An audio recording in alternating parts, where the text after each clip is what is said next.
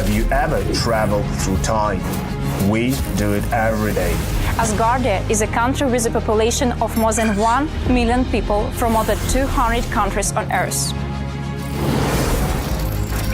Asgardia gives everyone equal opportunities, no matter what their earthly status is. It is possible to create and live in the future right now. Are you ready? Forward progress is the solution to the entire human race. Our mission is to bridge new horizons. In Asgardia, there is no limit to the universal development in the fields of technology, finance, and arts. Asgardia is a new space and digital economy which creates opportunities for the global economy. We deliver innovations. Do you want to get on board with us?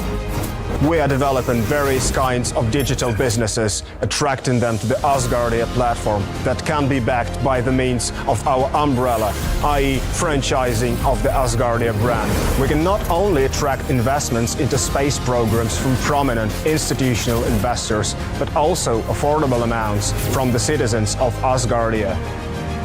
We comprise of more than 1 million people. Asgardia is a chance to realize one's dream.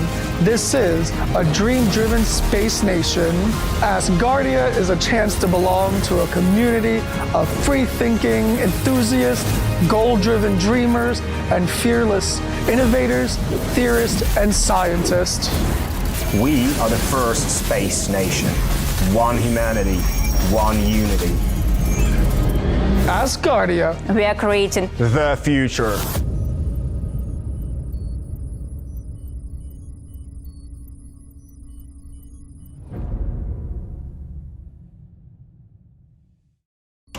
Reason is for health. That's only recipe for long life. Yeah. Yes. Oh, all right. Thank you, Rebecca. Someone's going to have to do Lembit's little speech, you know. If you're just Yes. joining us from around the world on Asgardia TV, You get are his little speech going. You are perfect presentator. Oh, I wish. Thank you, though. Thank you. So is Lambert not here yet? Lambert is Prepare your No. makeup. Yes, He's yes, there, yeah. it's coming here. Good morning, Lambit. Hello. Good afternoon. Good afternoon. Good night. So, Good day, Lembit.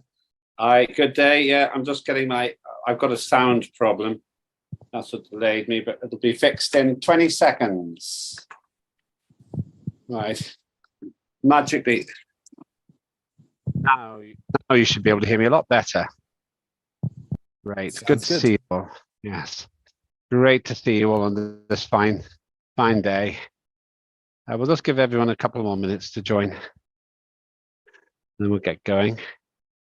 One of the biggest challenge, Rebecca, are we broadcasting? Yes, great. Great. Okay, let me just start with this then before we get into the formalities. If you're watching around the world, this is Lembit Topic, the acting facilitator for the first sitting of the second session of Parliament of Asgardia, the world's first space nation. We're going to have a little chatter for a couple of minutes, then I'll go through the agenda. Let me just say one thing out of interest, though. The level of enthusiasm yesterday was really inspiring. It was so good.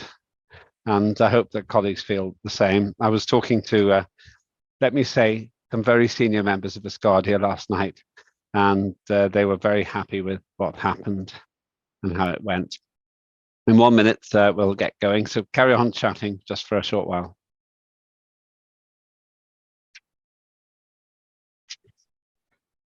Hello, Ria, Jason, Jose, Mr. Quack. Hi, Ross. hello to you. And here. Ria, tell Ben we send our gratitude and love. I will do that. What do you want from him? Nothing yet. I'll tell you after Yeah. today. Technically, that would be a breach of protocol because you're meant to communicate with ministers through normal channels. But of Oh, course, no.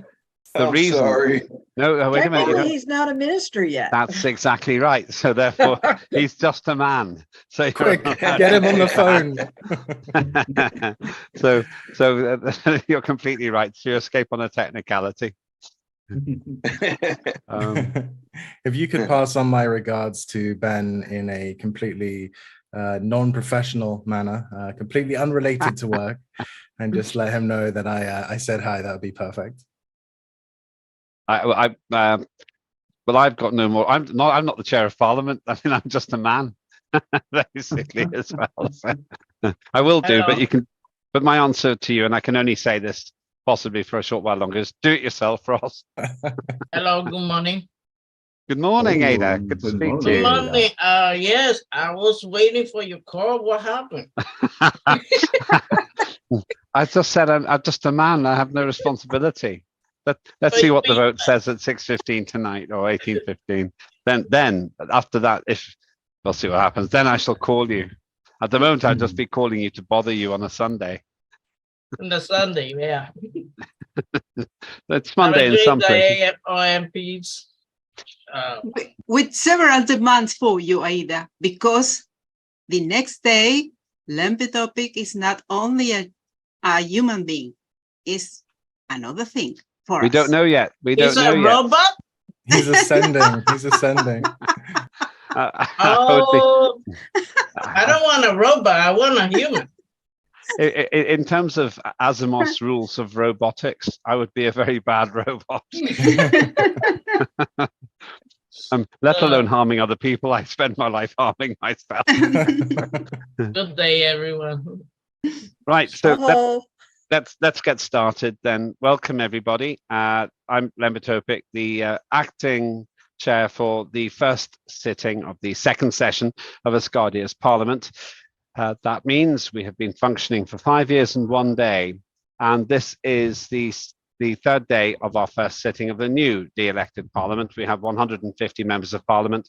On the first day, we talked about procedural matters and took some pragmatic decisions just to kickstart the system. Essentially, we put a political operating system in place, and that has to still be technically validated today.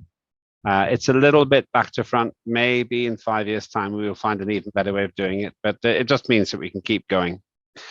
Secondly, we had a superb address from the head of nation yesterday. I've been in communication with the head of nation since then, and I told him I was really of the view that the Parliament was impressed and grateful for his live contribution. This responds to requests from many people, including Ferda and others, that they want to see the head of nation in a live situation, and he has responded to that. And yesterday was a historic day, 5 years to the day since the first Parliament met in Vienna at a place called the Pyramid, and then we had the dramatic and impressive and historic inauguration of the head of nation, and myself as then the chair of Parliament, and Yun Zhao as the Supreme Justice were honoured to be involved in that. It was very exciting and one of the high points of my life, not my political life, my life. And one of the most nervous moments of my life too, because 600 million people followed that development, which means that there is a large number of people who are interested in what Asgardia does and what it seeks to achieve. Thirdly, we discussed a number of things yesterday. One of them, as Ada just correctly pointed out, and Ariadne, is to be the chair of Parliament. There's one candidate. You can vote yes or no or abstain. If you vote no, then the vacancy remains open, and it's open to every colleague here to stand. And if it's a no, then I don't stand again. It would be bad practice. I would accept that you don't want me. If it's yes, then I'll serve for 5 years, and we'll find out in about 3.5 hours. We also met the Prime Minister candidate. She was proposed by the Supreme Space Council. That's Lena de Winner. She gave us an address at the beginning and then a summary at the end. And we had a very interesting conversation then, I think. The difference between the position of Chair of Parliament and the Prime Minister is that the Chair of Parliament is elected by us, by Parliament. It's our choice, and anyone can be that chair. With the Prime Minister, it's a single nomination each time from the Supreme Space Council. There are historical and practical reasons for it, really because so much work goes into analysing the credentials of the Prime Minister. And that's really, it's unreasonable to expect Parliament to go to that level of detail. And some of it's very confidential about the individuals. And so that's why the SSC, the Supreme Space Council, makes the recommendation to Parliament. But you can say yes or no. The Parliament still has the responsibility, which means that the Prime Minister, and in future, when we get to there, the ministers are all accountable to Parliament. So that's what we did yesterday. Today, we mainly talk about committees, and I'll also talk about verification. So in this different agenda to what the colleagues may be used to, we will actually be covering a number of different things. Let me go through the agenda today, and then we will start with that. Just a couple of things. Once again, yesterday I was asked how do we address each other? What do we say? Many of us just use first names. Sometimes on the formal occasions, it's Chair of Parliament, it's Chair of the Trade and Commerce Committee, or Mr. Fine. But normally in these sessions, I feel comfortable with first names, and I hope you do too. That doesn't make our sessions any less professional, but it does make them personal. And with 150 people, which may sound a lot if you've just joined, you do get to know everybody. And my advice is, if you feel comfortable with it, let people call you by your first name. Sometimes we have people the same name. So we had Richard OK, Richard from Brazil, for example, and so forth. We got one Ross, so Ross is enough. We got one Ria, so Ria is enough. But what you'll find very quickly is we will tend to use recognizable names, and that's not a problem. A big request is that everybody puts their surnames. Now, I know Alex Rizzi is Alex Rizzi, but he's got his first name there. If you can put the surnames as well, especially as we get to know each other, that will be helpful. One more technical point, and then I'm going to go to the interpreters. One more technical point, which is, at this point, I don't remember everybody's regions, but over time, I will begin to remember that Ada's in South America, so in the morning.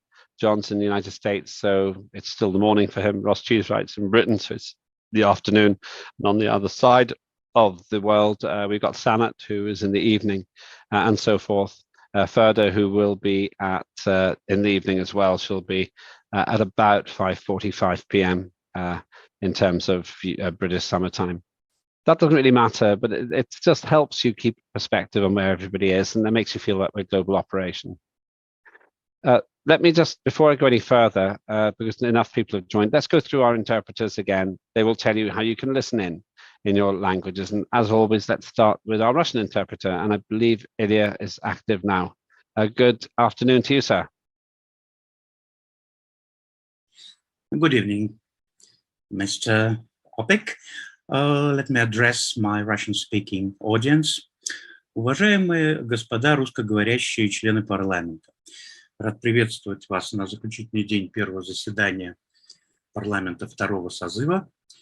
И хочу вкратце напомнить вам порядок работы под перевод. Весь перевод у нас осуществляется в синхронном режиме на 3 языка: русский, испанский и турецкий. Поэтому никаких телодвижений от слушателей и говорящих фактически не требуется. Вы слушаете в русском канале, в русской комнате, вы говорите в основном канале или в основной комнате. Единственная к вам просьба говорить чуть медленнее, чем обычно, и паузы делать не нужно. И еще раз, как и в предыдущие дни, напоминаю, что очень много зависит от качества вашей гарнитуры, прежде всего микрофона. Если качество наушников может подвести только вас, то качество микрофона, не даст возможности переводчику качественно услышать и, соответственно, качественно перевести. Удачи вам сегодня. Спасибо. Thank you, sir. Let's move on to a very long-standing friend and interpreter in our Spanish section, and that's the wonderful Liz Garriga. Over to you, Liz. Thank you for that warm welcome, Mr. Opic. Thank you. Very formal. Buenos días. Buenos días, buenas tardes, buenas noches, donde quiera que estén, queridos parlamentarios. Bienvenidos a este tercer día de esta reunión parlamentaria. Como hemos explicado anteriormente, y para las nuevas personas que se están uniendo hoy, esta traducción se está haciendo simultánea. Si van a hablar, por favor, estén pendientes de hablar un poco despacio para hacer la mejor traducción o interpretación posible.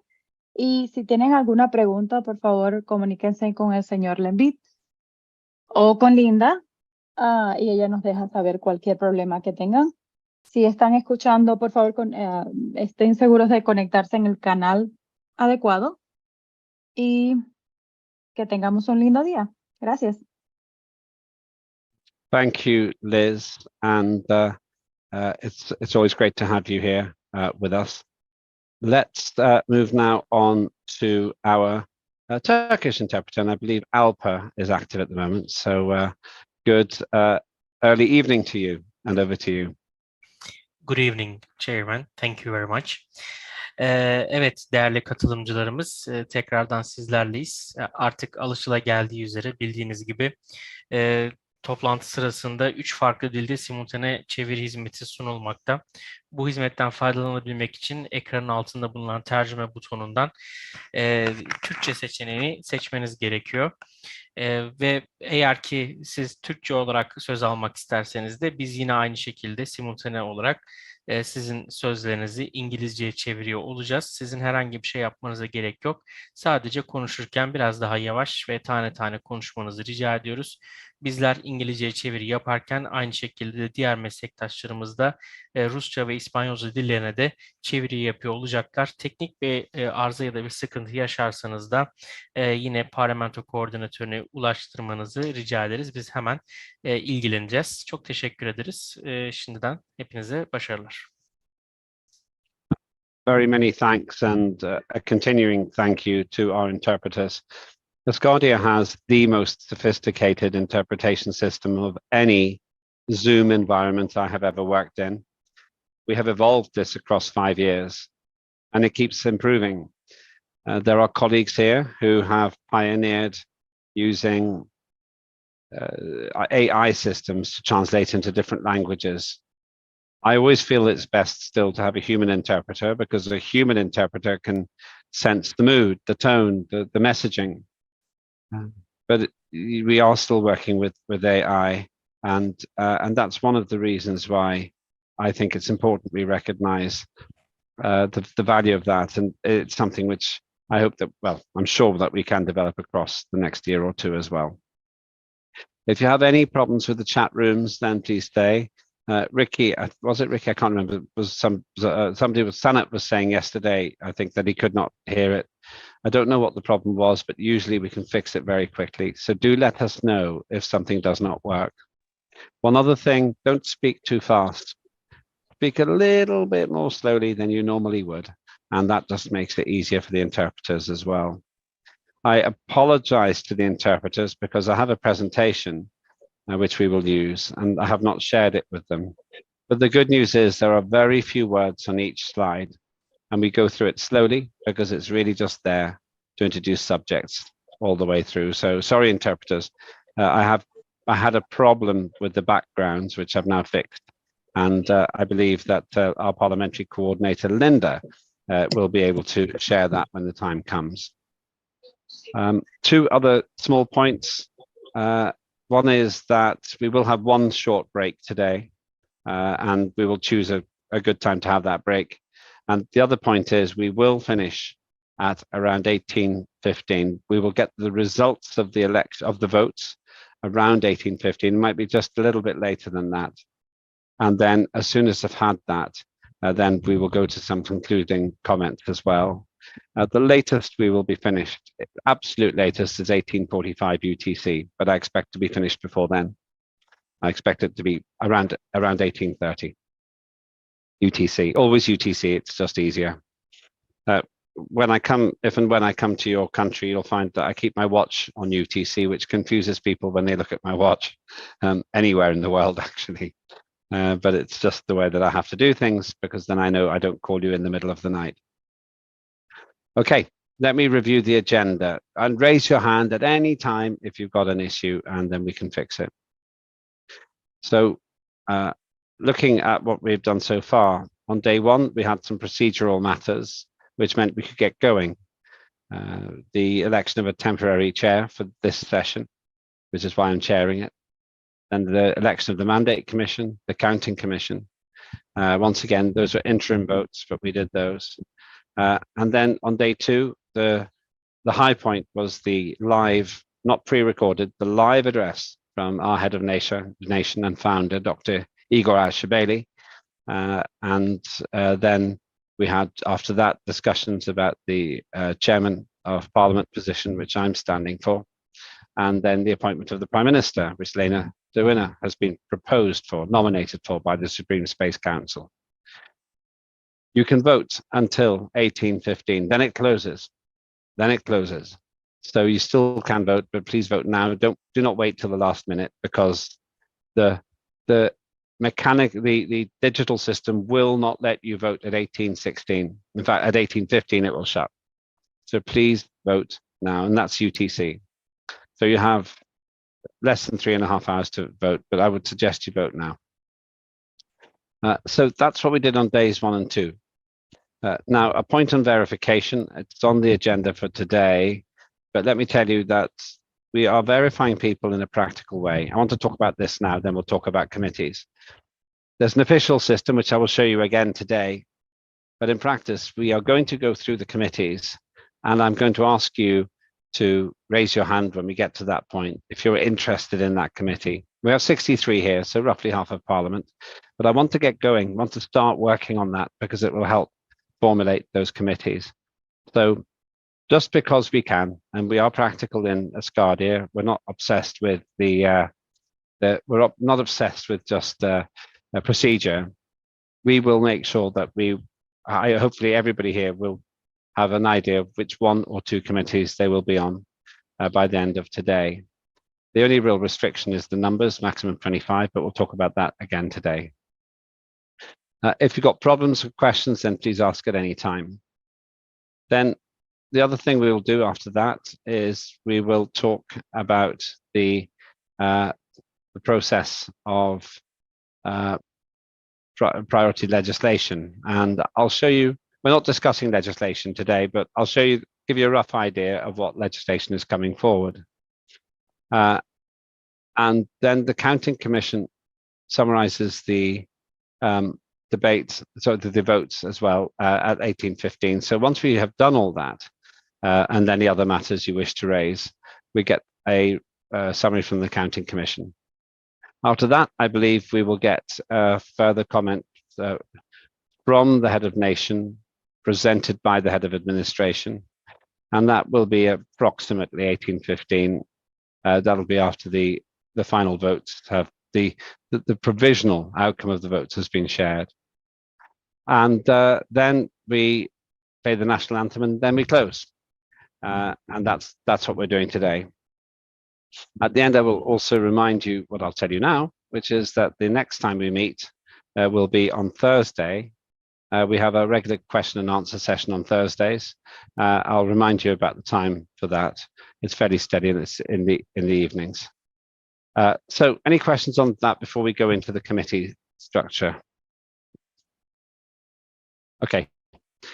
New members, feel free to ask any question you want. You will not be made fun of. You won't sound stupid. You've got the right to ask any question that you want at any point. That's absolutely fine. Right, so let's move on. I'm going to ask, what we're going to do now is we're going to do a fairly big piece of work about the committees, and I'll give you a little bit more information about these now.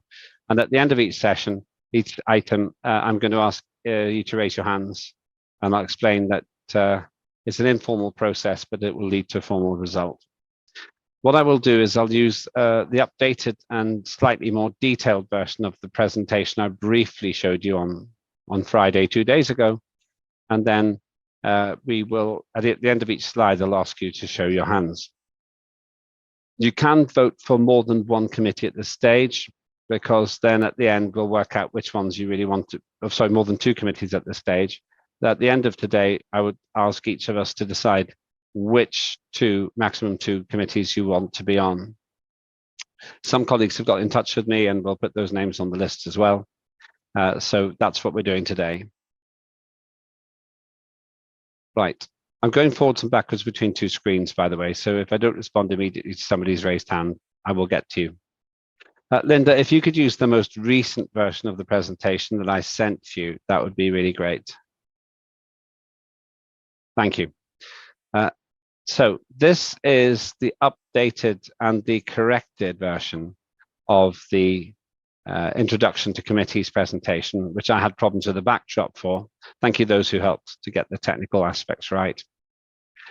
It's a quick introduction, and this is for the first sitting of the second session of Parliament. Next slide, please. Right, the agenda will be the 12 committees according to the Act on Acts. Then we're going to go through each of those 12 committees, and I will invite those who've attended those committees, if they wish to share their experience of committees. Nobody has to do it, but you're very welcome to do so, and I hope that you will. Then I will describe the normal joining and changing committees. I've taken out the leaving committees slide because we're not at that stage, and that should not be happening before we have even set things up. And then at the end, there'll be further information and a contact point as well. So next slide, please.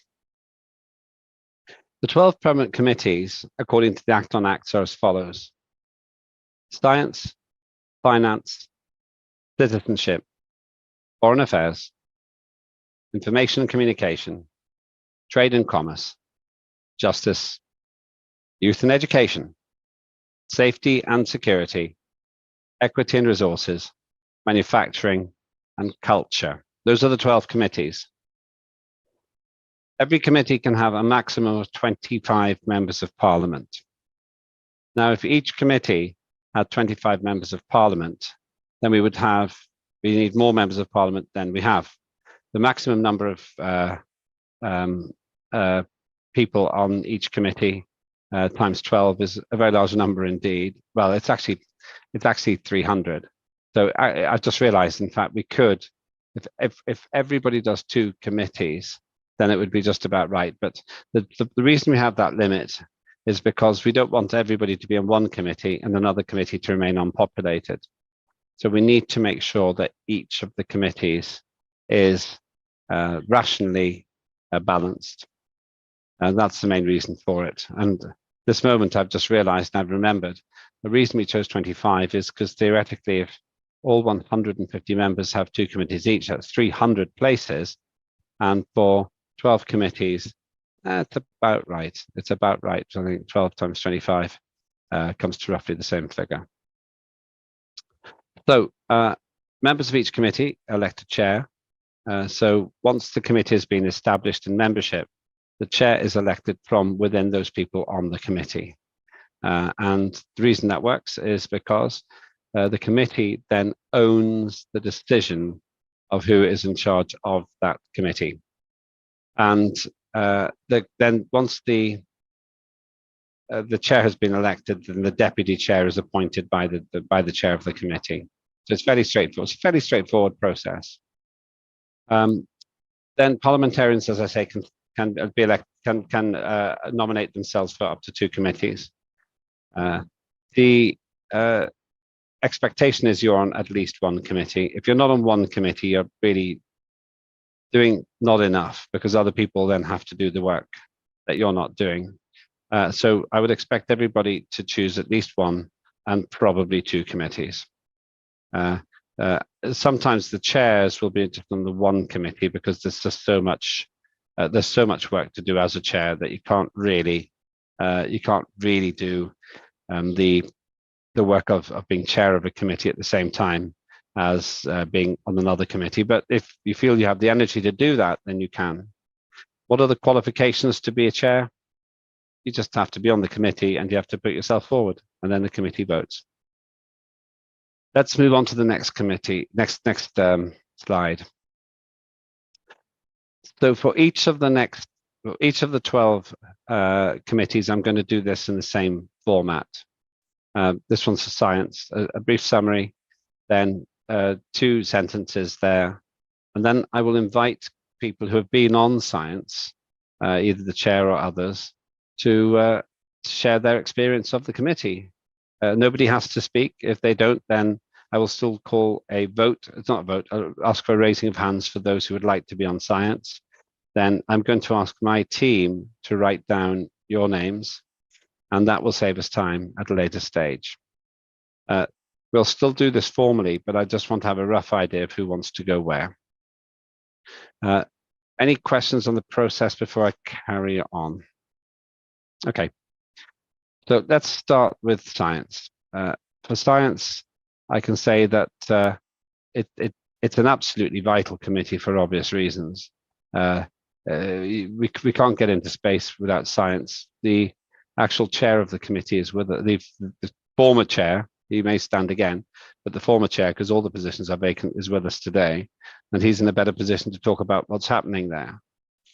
But the Science Committee ensures government policy is based on good scientific and engineering advice and evidence. It covers technical and biological research as well. So the work into having the first child born in space is covered by the Science Committee and the Ministry of Science as well. Join it if you want to help solve the practical challenges of living in space. This means that if you have a particular expertise here, it would be most welcome. If you have a particular interest, you'd be most welcome to do so as well. I'm going to go, one other thing, I'm speaking more today than normally I do. Normally I speak less, much less, but because we're sharing so much information, you hear my voice more today than the chair would normally speak. So thank you for your patience if you hear a lot of me today. Let's go to Luca, who is the former chair of the Science Committee. Over to you, Luca. Hello, Lembit. Hello, everyone. And yeah, thank you for listening to me. I think once again, since I was the chair of the committee, I rather say a few words.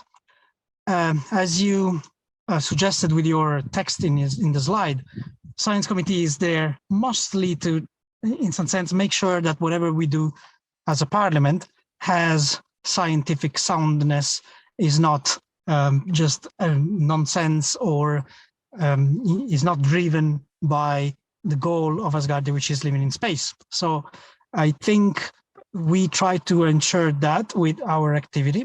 And this is, in my opinion, that was the most important task of the committee.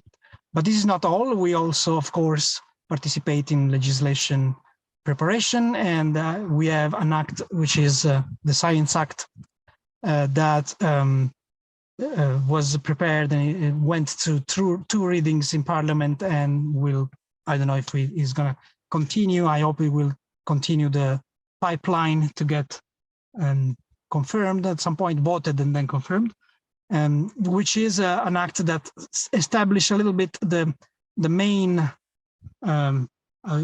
concepts of the way Asgardia will, let's say, will interact with space in some sense. So whatever Asgardia does in terms of space should be legislated, of course, and that legislature has a hut that determines the main guidelines, which is the Space Act we are preparing together with the former colleagues.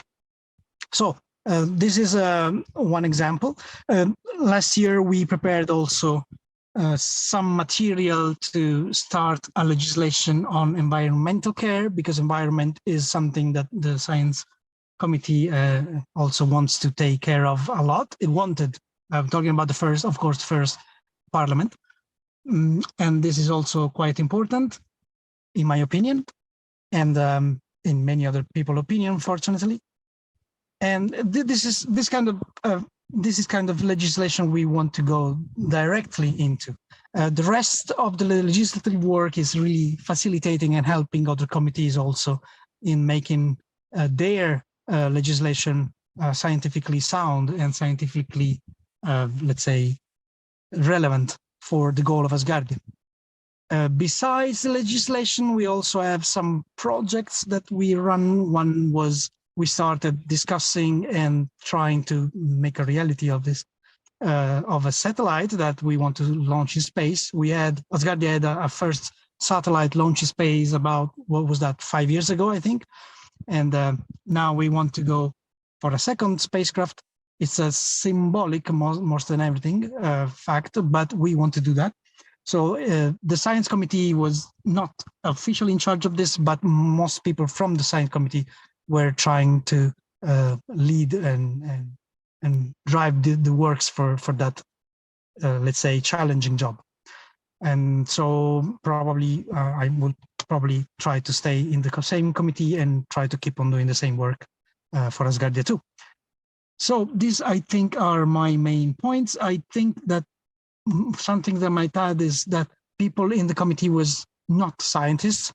So there were a couple of scientists, maybe 3, but most of the other people were not, didn't have a scientific background, which is good and bad at the same time. I think we would like to have most people as possible with science background, because that will be a plus. But also it's good that we have people that are not directly from the science, with the science background, so we can be more inclusive in some sense. And also we can get help in other aspects that we scientists very hardly handle. So don't be afraid to participate to this, to be part of this committee. You don't need to be a scientist. Of course, it will be beneficial if you do, but there's no requirement for that, definitely not, and no real need for it. I think this is all I could say at this stage. We had a nice 5 years of work. The work was good, was interesting and challenging, and yeah, so I don't know if someone else from the committee wants to say anything else, but I will be happy to answer questions if you have any. That's it. Yeah, thank you very much.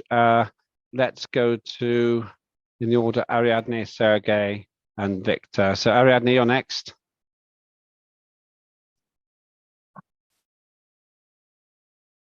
Ariadne. Bien, buenos días. Creo que el comité de Good ciencia. morning.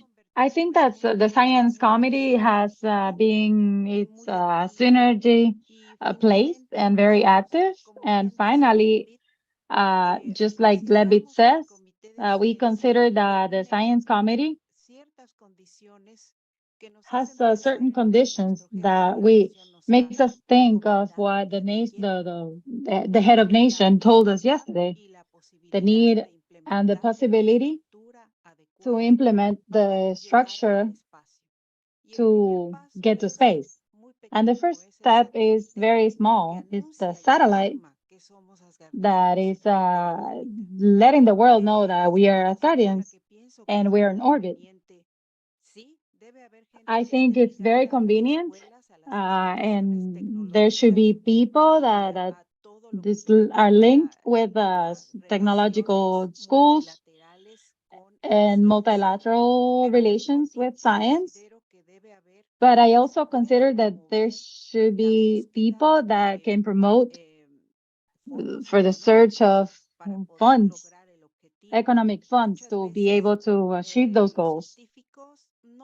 Many times those scientists are not going to be able to give us the possibility to find those funds, but there are other ways that we can find.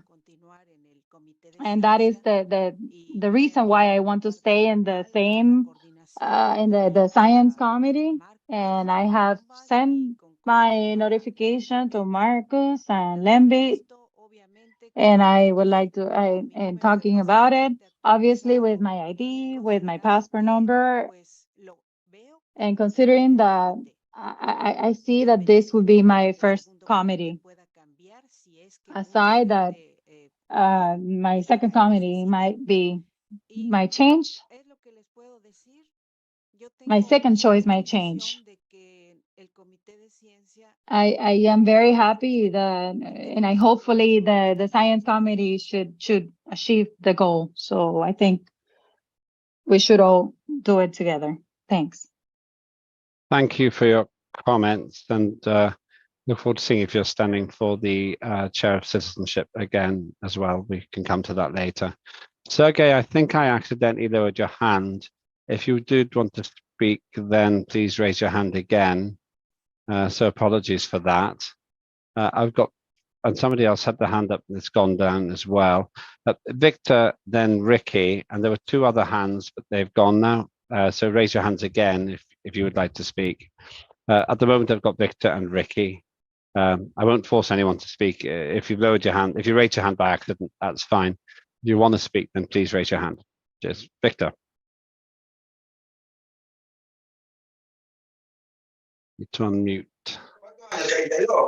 Muy buenos días con todos, compañeros asgardianos. Es un verdadero placer poder estar con Good ustedes. morning, everyone. Good morning to all in Florida.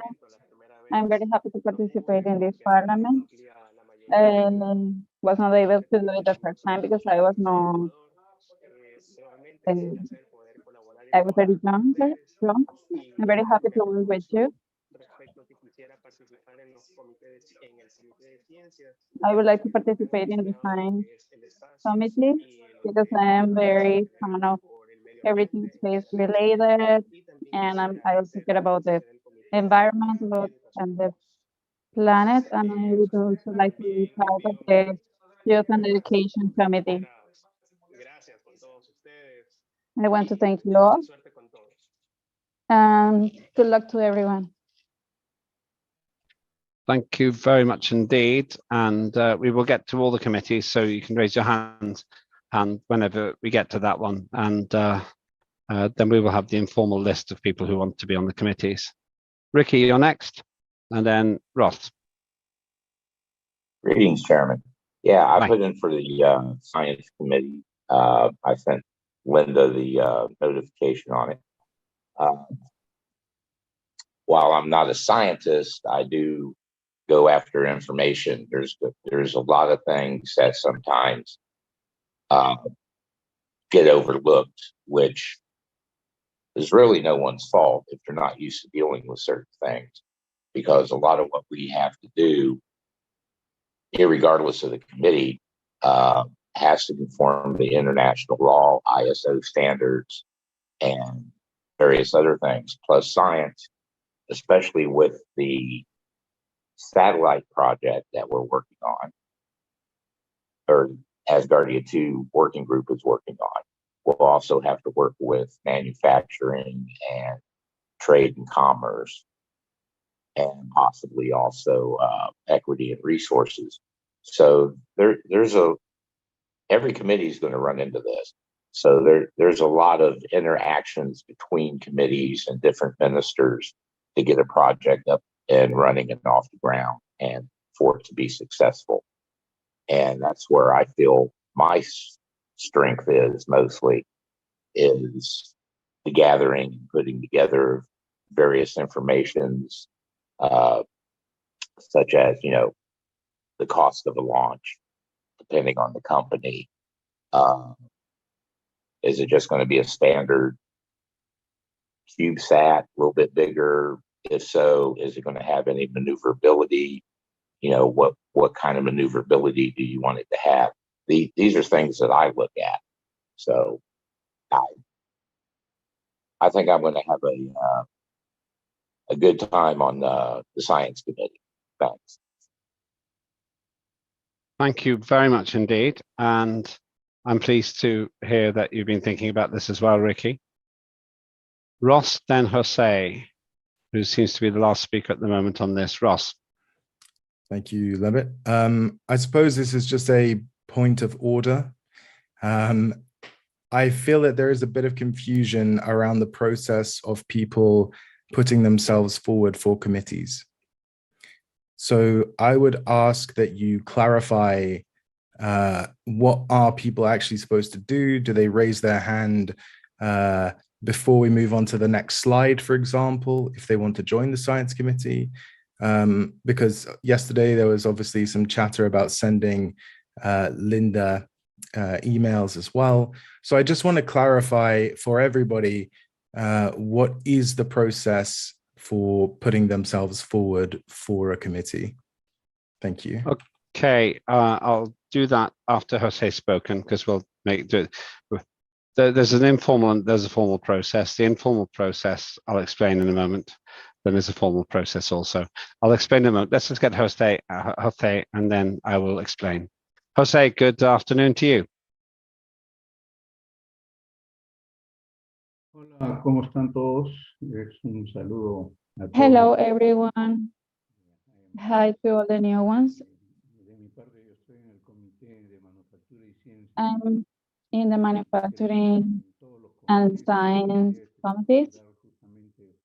And I think what we have to do is to structure the foundation of the things that we will do. In the case of manufacturing,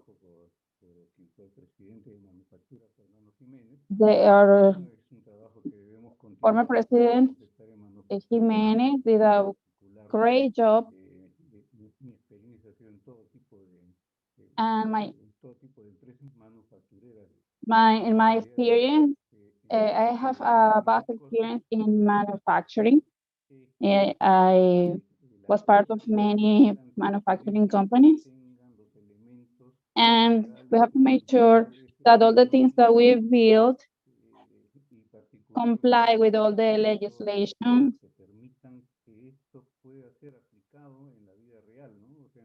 so that they can be applied to real life. Because it's not only about giving ideas of what we can do, but making sure that they can abide to the law. Because yes, everything is connected and the committees are connected, they are related to each other, but yes, we just have to make sure of that. Thank you.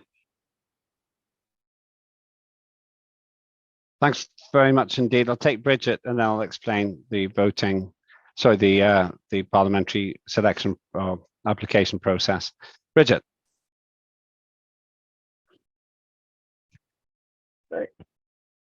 Yes, when it comes to the various committees, I know that I've been pushing for the recruitment committee simply because I honestly believe that there should be a committee to draw in more people, to go out and talk to people. I put the proposal out so that people could see it. If we're not able to have a direct recruitment committee, would it be possible to have it as a subcommittee like in the Citizenship Committee? Explain what you mean. What do you think? What do you mean the subcommittee? All right. For example, the recruitment committee heavily cuts into what the Citizenship Committee does. And part of what the Citizenship Committee does is bring in new people into Asgardia and help recruit new individuals into the nation. As you know, I've been pushing pretty heavily, again, for a recruitment committee to go out to do grassroots events, to do things like parades, to do fair booths, which I have done, and go to different science conventions, go to schools and talk to them, recruit young entrepreneurs, etc. I know Citizenship Committee is also supposed to do that as well in a more limited basis. If we're not able to increase the number of committees to add a direct recruitment committee, then maybe as a subcommittee within one that already does it, meaning it would be a secondary group within a committee. How many? Yeah. Now, I still think that it would be better as its own committee because, as you pointed out, I think it was last year, that almost all parliaments had something similar, a recruitment committee. And people go, well, we could do that as part of our parliamentary duties. But what people don't understand is this is something you can't just do a little bit on the side. You really need to work at it a lot more, which can cut into your time of doing the work of your other committee work. And Okay. it's just a suggestion. That's a useful suggestion. Let's put that in. I'll ask Aliona to write that down. That's really for the Citizenship Committee, and we're going to come to the Citizenship Committee a bit later on. But let's make a note of that as well. It's an interesting idea. It'll be for the chair of the Citizenship Committee and also the chair of Parliament to discuss that. But it does seem like a good idea. It gives the place a home. So let's put that down. Aliona, if you can write that down now, and let's just see if we can make some progress on that. It's a good idea, Bridget, and actually it helps because it's been hanging around on its own out there somewhere, and this can give it a home. Let's go to John Ariadne. John.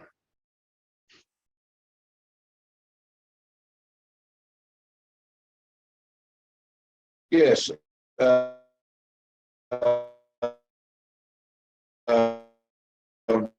Well, I wasn't in the science committee, but I worked with them, especially with the Asgardia 2 project.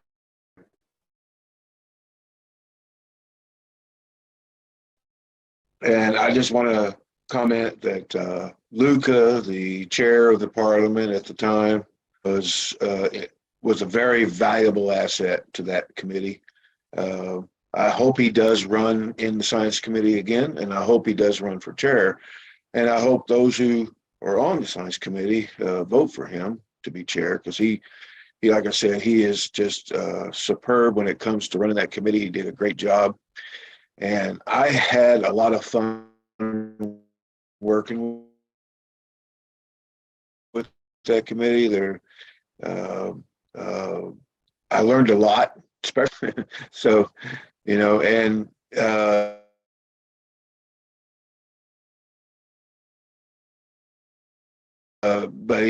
but his expertise was, he was the kind of person I liked working with.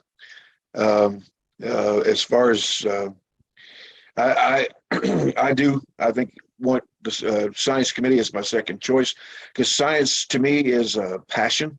I'm nowhere qualified to be a scientist or anything to do with science. It's just a passion. I may change my mind. I may go over to the Foreign Affairs Committee as my second committee, because I actually have expertise in that field.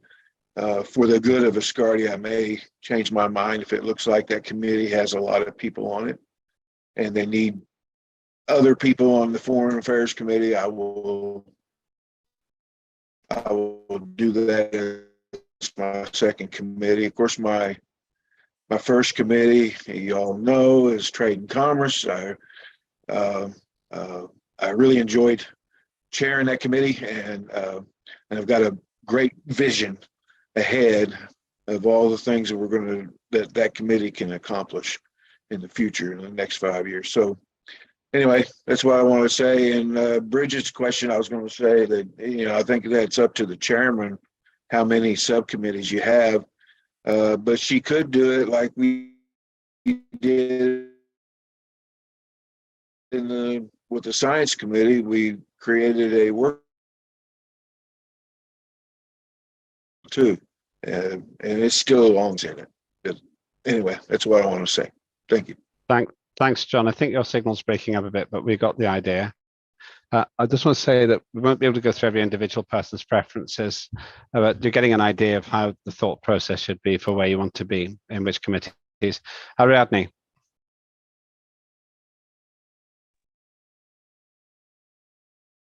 Muchas gracias. Bien, la idea de Greatest idea about reclame suena como recruiting, sorry. I think that recruiting means convincing people. I think our actions will convince people. You cannot put someone by their hand and tell them, hey, this is the best thing you can do. That's not how you bring them up. They will be convinced by our actions, by our work. One important point that Ross talked about is the work of the subcommittee. The subcommittees are what are the joints between the committees. The way they connect each other, regardless of which one you chose to belong to. One important detail is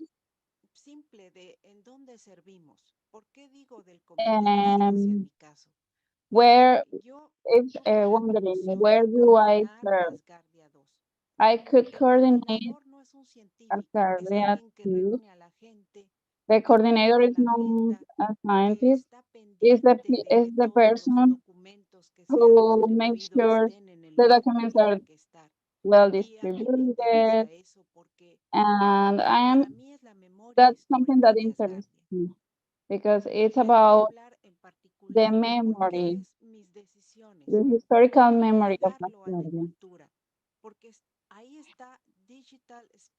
For example, we have the digital space library. It's something that is very small right now. We haven't accomplished that objective. But once we have all that historical memory, we will have it there and we will have everything on the control. We have all the proposals, even in draft stage, we have them all there. And I think every committee should have a coordinator with specific tasks. And maybe yes, they can be called as a committee, but a person that compiles all those tasks around this spatial bigger task. And I think we have to coordinate it with that other committee that will have the library, which will be the culture committee, unless it moves to youth and education. In that case, then we would have to distribute the task to coordinate it. So when we're recruiting people for a specific committee, we would have to have a broader approach because the people joining us will come from different backgrounds. So why do we want to recruit people? To organize an event, a conference? So for all these things,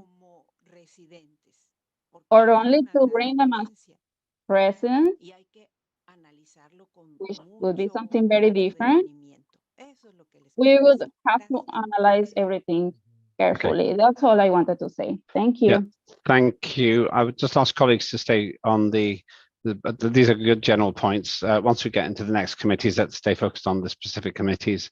Ariadne and others have made clear points about how to decide how to get onto committees. Let's get to Ricky now. Thank you, Chair. Yes, in order to do, now if you're going to do a subcommittee, ministries have to be involved too, whether it be one committee, one ministry, or a group.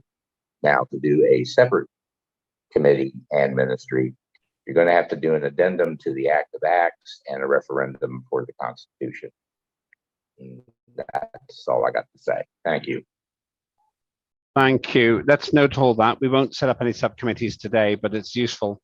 And I put that on the list of things. So whoever does get to be chair of Parliament, if I'm elected, then I'll follow that up. So let's get to Ross Cheesewright's comment now. What are we going to do today? There's a formal process, there's an informal process to get on a committee. The informal process is to express an interest. The formal process is to communicate with the parliamentary coordinator and say you want to be on a committee. Well, what I'm suggesting now is that we have a show of hands for those people who are interested in being on the science committee. Since our parliamentary coordinator is in the session, that is, I judge that to be an official way of saying that you want to be on a committee. And so therefore, if you raise your hands now, that's fine. The difference is that you may choose to change your committee. So that's okay, because at the end, we will see where the duplicates are, whether people are on more than 2 committees, and I will ask you to make a choice. For now, I just really want to see who wants to be on this committee. It's largely on a first come, first served basis. So those who are not here will, let me start that sentence again, interpreters. The people who are here get the first chance to be on the committees because you are here. Those who are not here will also be asked to be on committees. But if there are too many people on a committee, then it won't be you. It'll be the people who are not here who will not be able to be on the committee. So if you get on the committee today, you're guaranteed to be on it. Just one other condition is that, as I say, if you want to be on a different committee, then raise your hand again. You can raise your hand 5 times, 5 different committees today, but we'll get it down to 2 before 18:15 today or around that time. So if you want to be on the science committee, if one of the ones you're interested in, please put your hands up now. I'm going to read the names out so that Linda, she'll have it on the record, but I'll read the names out so that there is no doubt about who I've got here.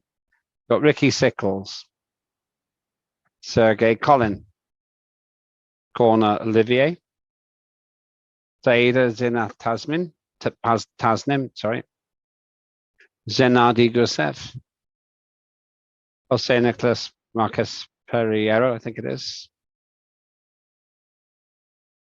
We got Sarah Clark. We got Luca Srisavalvo, Ariadne Gallardo, Jason Colby, John Pine, Benedetto Professor, Sergei Morozov, and Robert Thomas. Those are the names we have now. And you may choose, if, for example, John Pine decides to be on 4 committees, he can raise his hand 4 times today and we'll get it down to 2 before the end of the session. So please make a note yourselves. You'll have to cooperate here. Write down all the committees you raised your hands on. We will be able to work it out later, but it's better if you keep a note. You don't have to backtrack. We'll look at the end. At the end, I'll ask if anyone has had more than 2 committees, then please raise your hand and then we'll help you make a decision which ones they're going to be. Did we also get, so we got Robert Thomas and Victor Mayer as well. Victor Mayer, I'm not sure if we had him before. If you didn't raise your hand, but you want to be on the committee, there is still time. You haven't lost that opportunity, but it means you're in the other group now, unless you say today, oh, right. Yes, if you don't say today, then you may not get your first choice. Ray Wilson as well. So that, I think, right, that's everybody. We have 15. Oh, yeah, we've got 15 there. Okay, thank you. You can lower your hands. Later on, you can say you want to be on the committee. That for science, we have a starting point of 15. Make a note of the committees you put your hands up for. I'm depending on you to help us do things quickly. You can put your hand up for any number of committees, but at the end, if it's more than 2, if it's 3, 4, 5, then please tell me, and then I'll be able to, we'll be able to decide which ones you want to actually stay on. Let's move on. Linda, could you restart the presentation, please?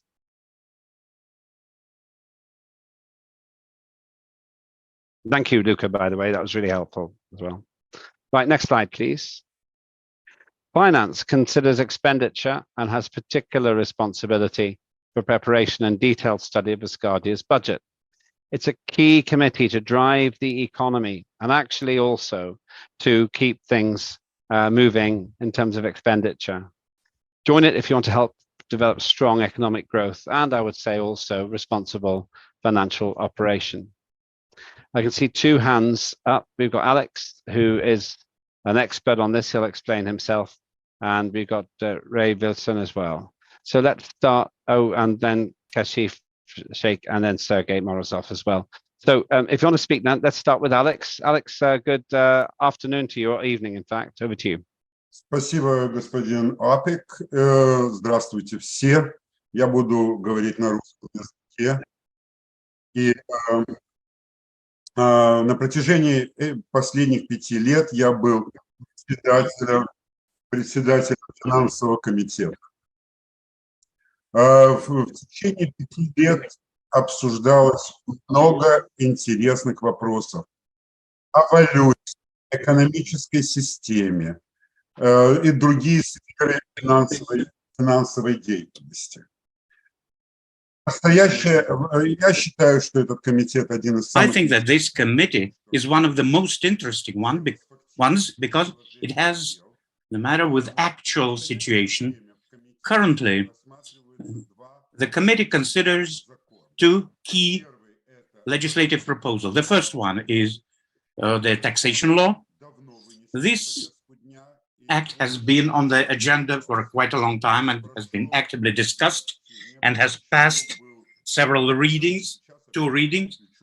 It has been updated and will be included into the next sitting agenda. And the second one is the Banking Act, which I think is one of the key economic activity related acts in Asgardia. The negative about the last 5 years, very low activity of the committee members. All of my attempts to get interesting ideas, feedback, were failure. So the second parliament, I would wish to be more active in this exact committee, to generate interesting ideas. And I think that many ideas which are impossible to come true in the current world can be made true in Asgardia. Thank you. Thank you very much indeed, Alex. Very helpful comments. Let's go to Kashif next. Kashif. Thanks, Lambik. As you all know that I have also prepared a small weight. My system is not working. I want to share something with you all. Just give me a second, I just show you.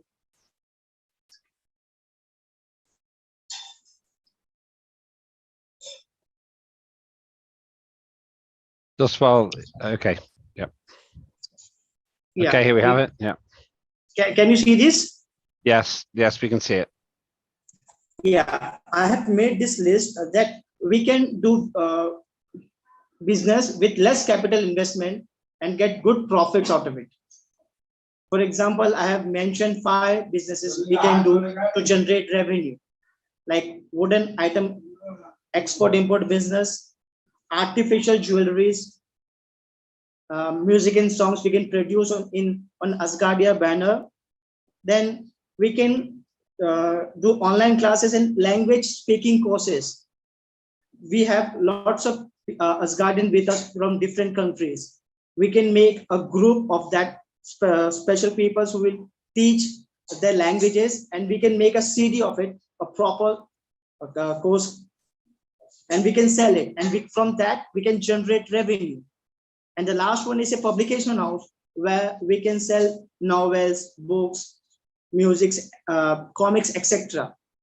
And down, you can see the profit distribution ratio which I have made it. It's just an example. We can rewrite afterwards. Like the business owner, the idea person, the main person whose idea will get 50% profit from the business. 20% is tax depending upon the country-wise tax. Whichever country that person lives, he or she has to pay the taxes. Okay, then 10% profit will go for Asgardia charitable causes. Then that another 10% will go to Asgardia's nation tax, which will help us to endeavor future projects of ours, whatever we'll do. And the last 10% will be distributed to Asgardia's officials, like us, the parliamentary members, prime minister, head of nation, etc. These are. Hello. Yeah, we can hear you. Yeah, these are my what they say. I have made it a few points. If you all agree, then we can move forward and do something to generate revenue out of it. That's a really interesting list. Thank you. I think that it might mean you should be on trade and commerce or manufacturing, probably trade and commerce, because those are the kinds of things that would be relevant, or both would be relevant. The items 1 to 5 would be that. Items 6 through 10, profits distribution ratio.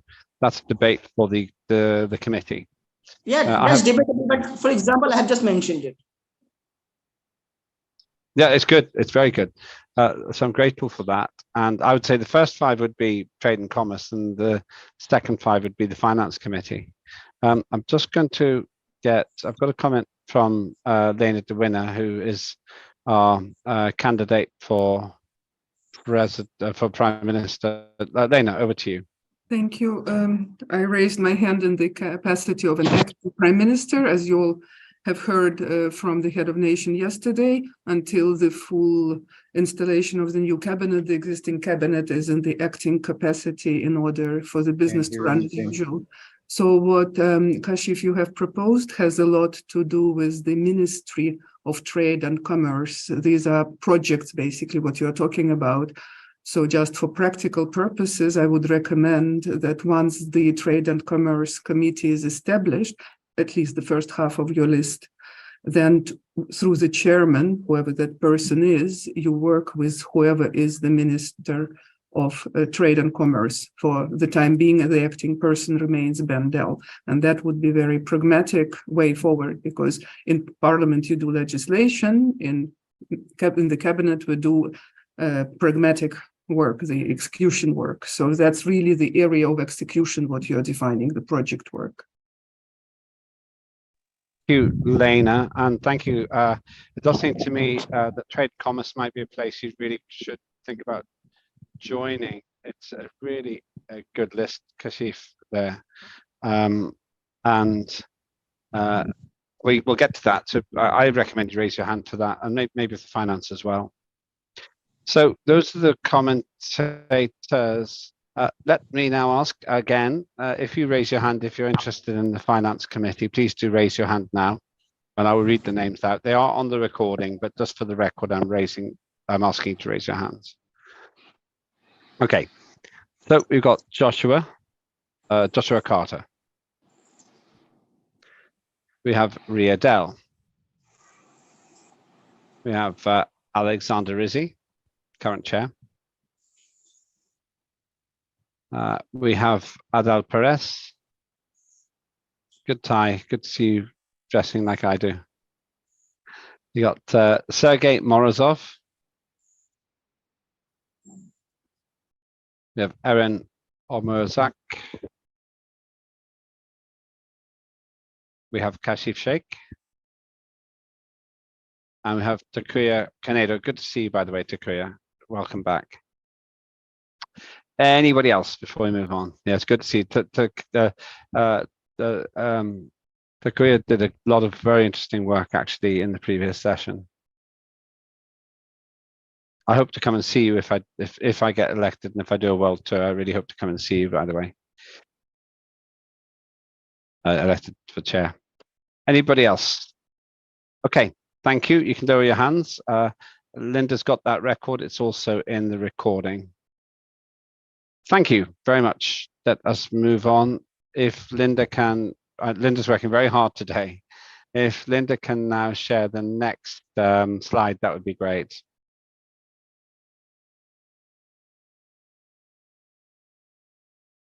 Let's move on from finance to citizenship. We have our citizenship, the former citizenship chair with us today, I'm glad to say. Let me say a little bit and then I'll see who else wants to speak. Citizenship is focused on policies relating to the Ministry for Citizenship and associated public bodies. That does not tell you very much, but let me add that it's a crucial committee for the evolution of civic life. Join it to help develop rights and responsibilities of citizens. Citizenship defines what it means to be an Asgardian. I have dual citizenship between Estonia and the United Kingdom. And that means that I have certain rights and responsibilities, and somebody has defined those rights and responsibilities. This is what we do for Asgardia. This committee is a fascinating insight into developing the protocols that make it worth being an Asgardian and the rights that will be exported to the universe as we go forward. Those things will change across hundreds of years, but what we set in place now will always have had an effect on the ripples of our history in the future. I think that the way that the Citizenship Committee will work is really important because it will also interact with the Foreign Affairs Committee as we begin to have bilateral arrangements with terrestrial nations. Would anyone like to say anything about this? Ariadne, you might want to say a little bit about the Citizenship Committee, and then we'll once again ask for a show of hands. Ariadne, would you want to speak?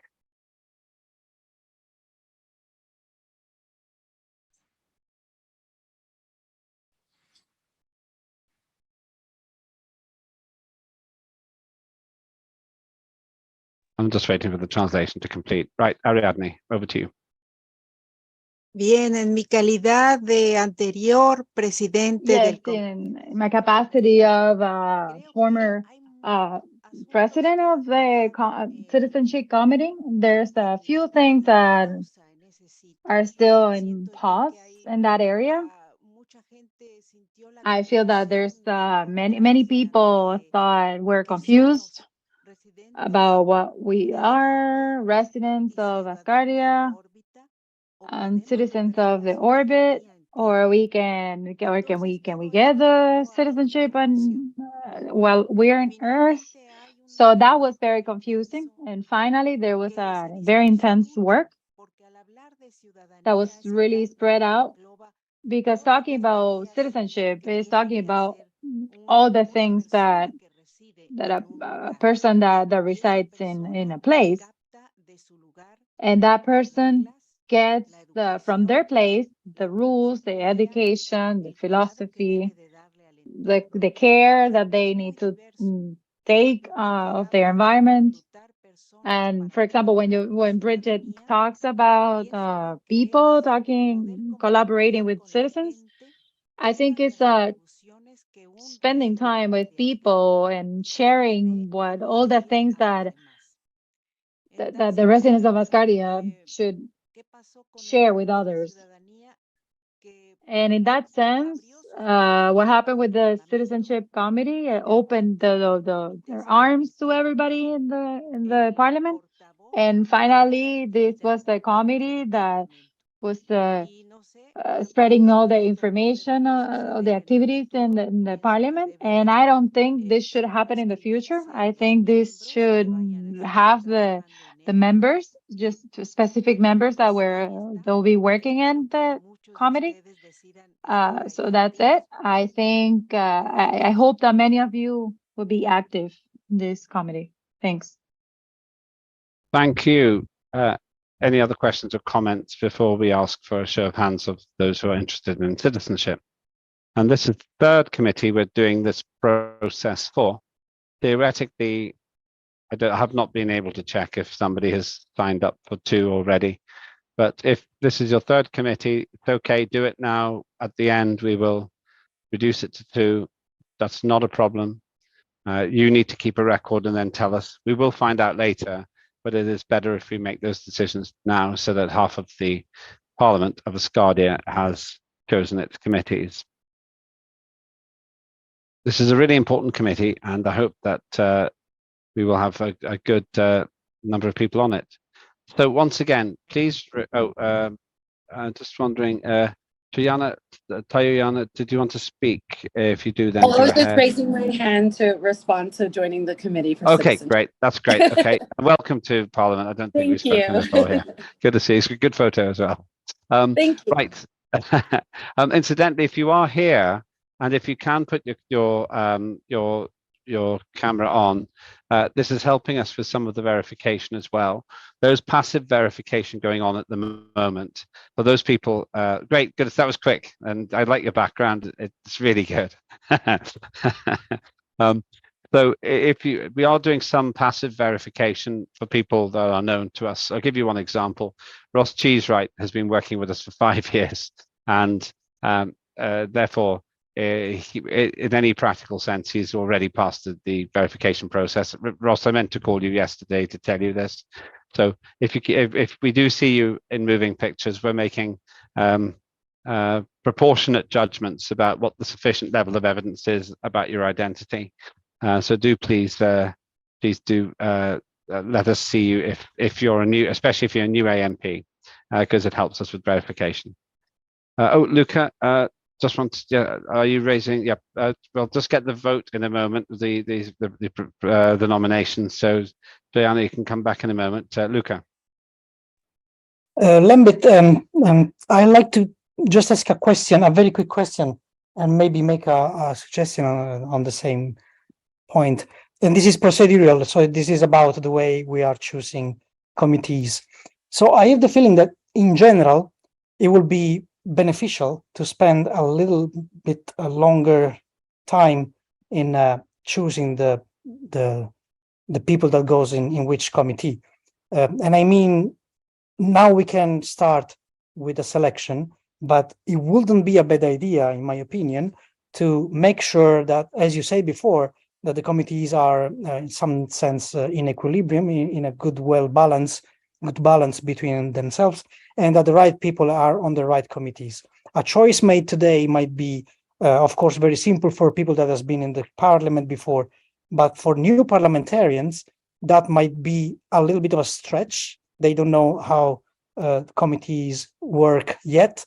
So I would suggest, if it's not a possibility yet, that we keep let's say the choice of the committee a little bit fluid for, let's say, a couple of weeks or so, as short amount of time before we fix it, and so we are able now to make a little bit more adjustments, suggestions to people in which committee they could be, and discuss a little bit, have a little bit of feedback. And before we can cast in stone our names, and so the procedure to change a committee will become a little bit more complex. So that's just a suggestion.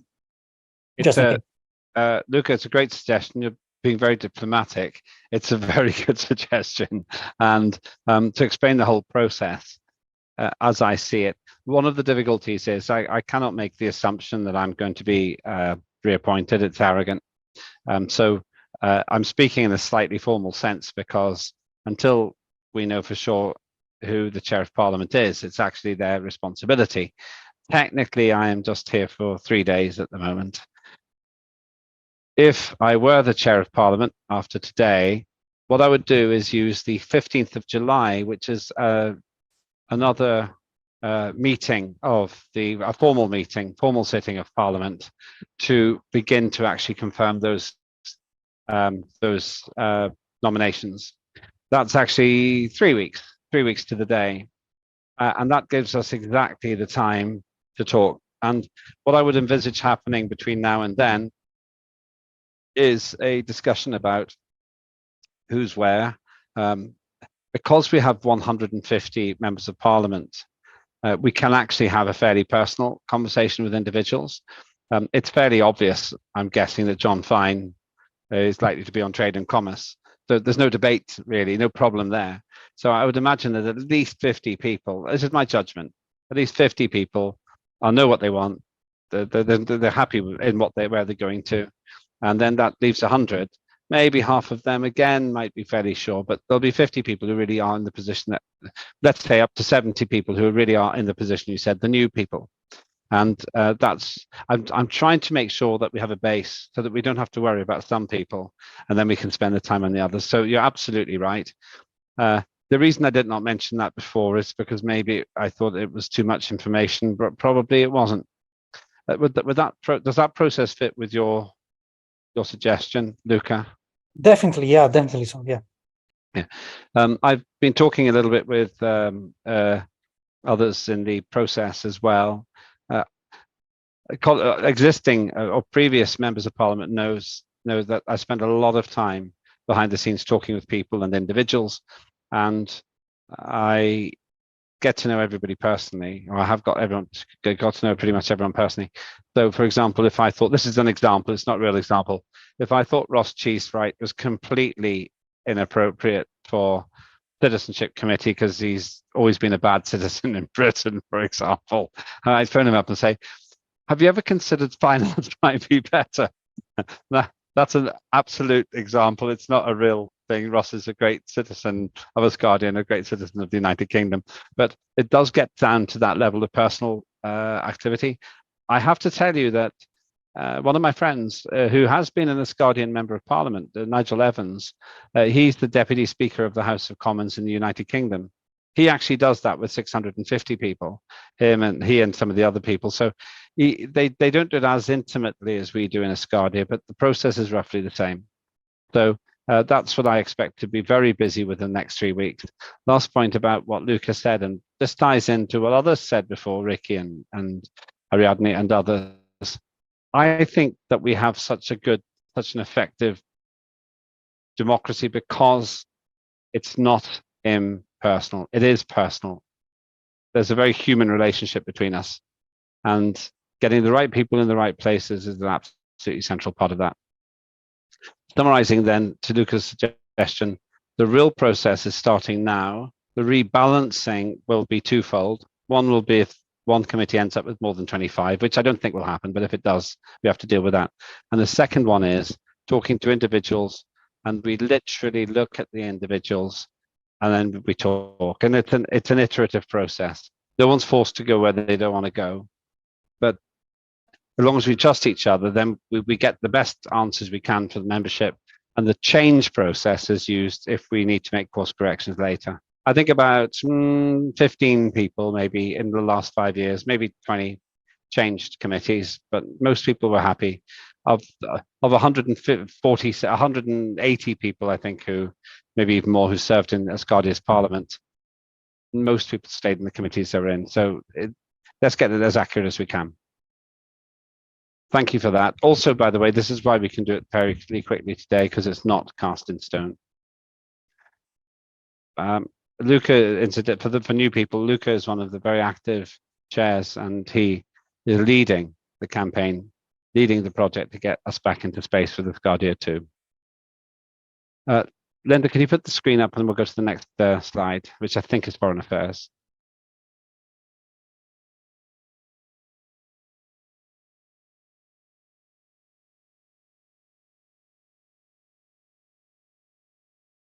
Great, thank you.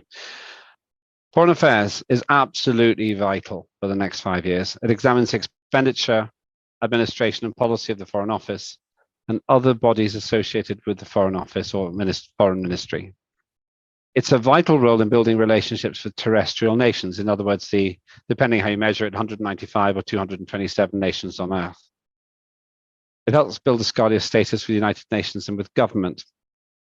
This, more than any other committee, has to deliver a very specific result, which is our first terrestrial recognition with a nation. I have done a lot of work with this. The Foreign Affairs Committee is going to be really important for the next 5 years. Former Asgardian Member of Parliament, Sarah Kaplan, often said of the importance of it. We need to get a foreign minister in place. We have not yet done that because it's such a big job, but that has to happen very soon. I even have a plan to go to a nation where I think we will, 2 nations in fact, where I think we will get some sort of recognition or conditional recognition. So if you have an interest in foreign affairs, if you have an interest in the process of building our relationship with terrestrial nations, then this is the one for you. We've got Ferda, and then we've got Jason Berry. So Ferda, you're first. Ferda, hi. Hi, hello. Happy to see you all. Nice to meet you. I will be continuing in Turkish. Bildiğiniz üzere Şeref Kaplan'la As you all know, we have worked with Şeref Kaplan for a very long time, especially regarding the strategy about United Nations.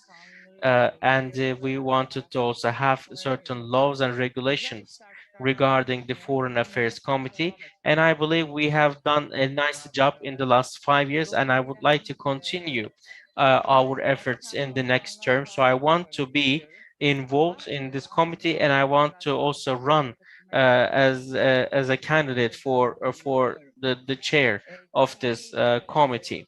And I will be very happy to be working with our colleagues in this committee, and I will be very happy to answer your questions, of course, if you have any questions. Thank you. Thank you very much indeed, Ferda. And Ferda was in charge of a meeting which I promised to do in Istanbul. I promised Serif that I would go there, and I went there. And it was a great meeting, and I look forward to going back there again. I have the view that Istanbul or Turkey could be a regional hub. It's a very important location. It's very well connected, east and west, and interestingly enough, in terrestrial terms, seems to have good relations between countries that are actually experiencing some difficult conflict at the moment. So thank you for what you said there, Ferda. Jason, and then Sanat. Jason.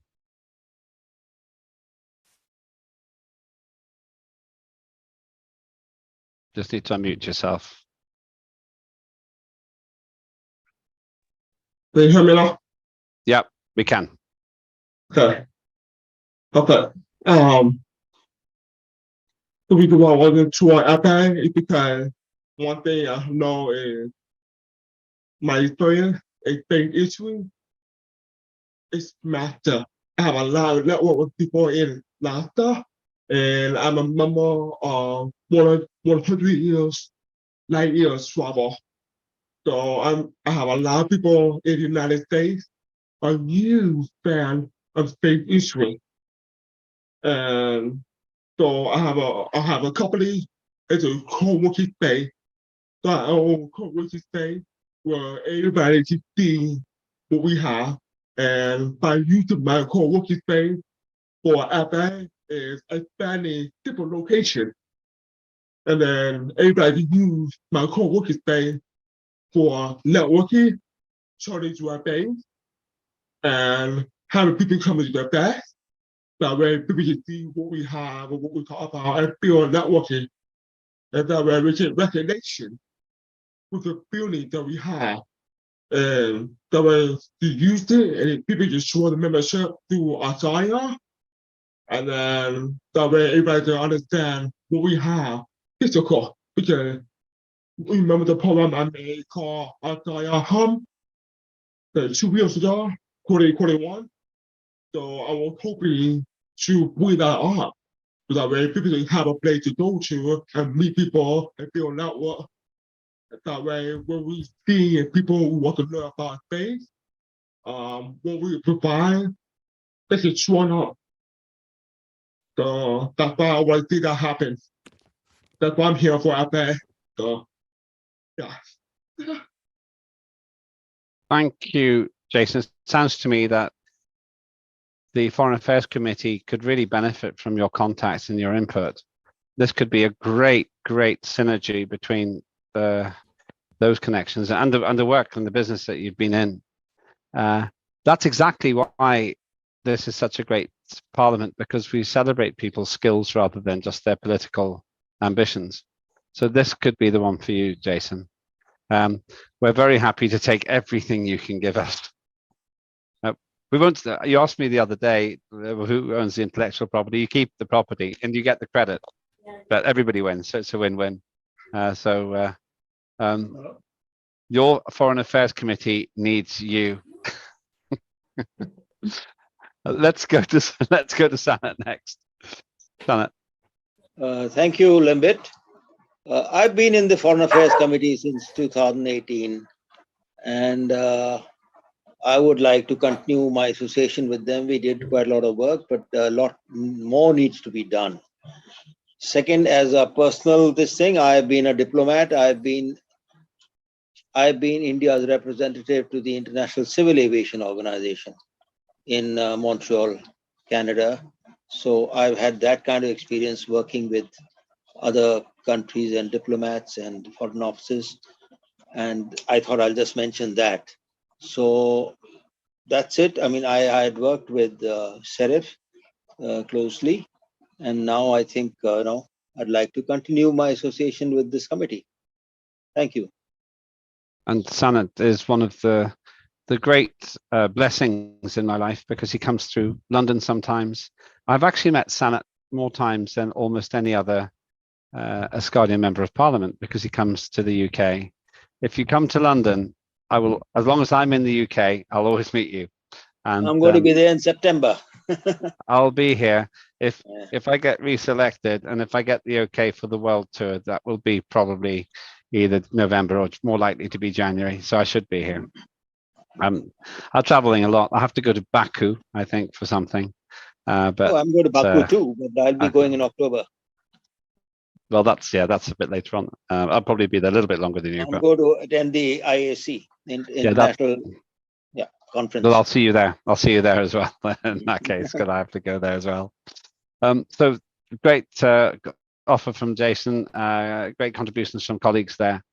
So let me ask you again, and remember, Luca caused me to describe the process. It's not set in stone, but you, if it's the right thing, you're guaranteed a place. If it's the right thing for you to be on a committee, if you raise your hand now, do please raise your hand if you're interested in being in the Foreign Affairs Committee. And remember, you can vote more than once because we're going to get all this right afterwards. So Tayuna, yep, thanks for your patience there. I know you were first. We've got Joshua Carter, Carl Sampson. On my screen then, Tayuna, then Erin Omerzak. Oh, sorry, Erin Omerzak. Sanat. No, I think I've spoken already. No, I'm counting. I'm saying you want to be on the committee. I'm just reading out the names of people who want to be on. John Fine. Jason Berry, good choice. Teresa Jones. Ferda Inan.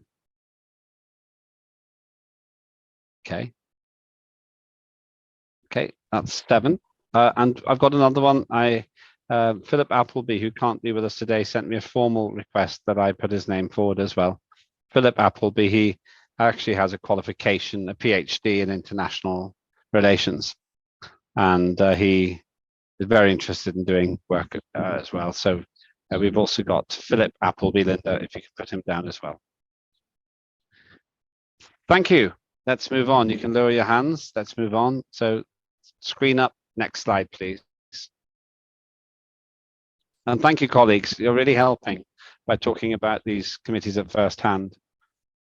Amazing as it may seem, I have never formally been a member. I've attended pretty much all the committees, but I've never formally been a member of the committees. The colleagues who have been on the committees are the best people to speak about them. Information and communication, focused on information policy, thus global and space communications, provides information and communication technology, ITC access to all citizens, and it protects information and accuracy. Now, central to this and to creating a robust, user-friendly IT infrastructure and a committee and comms is, sorry, that was unexpected. Central to creating robust, user-friendly IT infrastructure and communications is this committee, and it just does some extraordinarily good work. And if you want to help Asgardia communicate internally and externally, that's inside Asgardia, around the world, and into space. This is the committee for you. Let me go to Ferda and then Naveed. Ferda, you're next.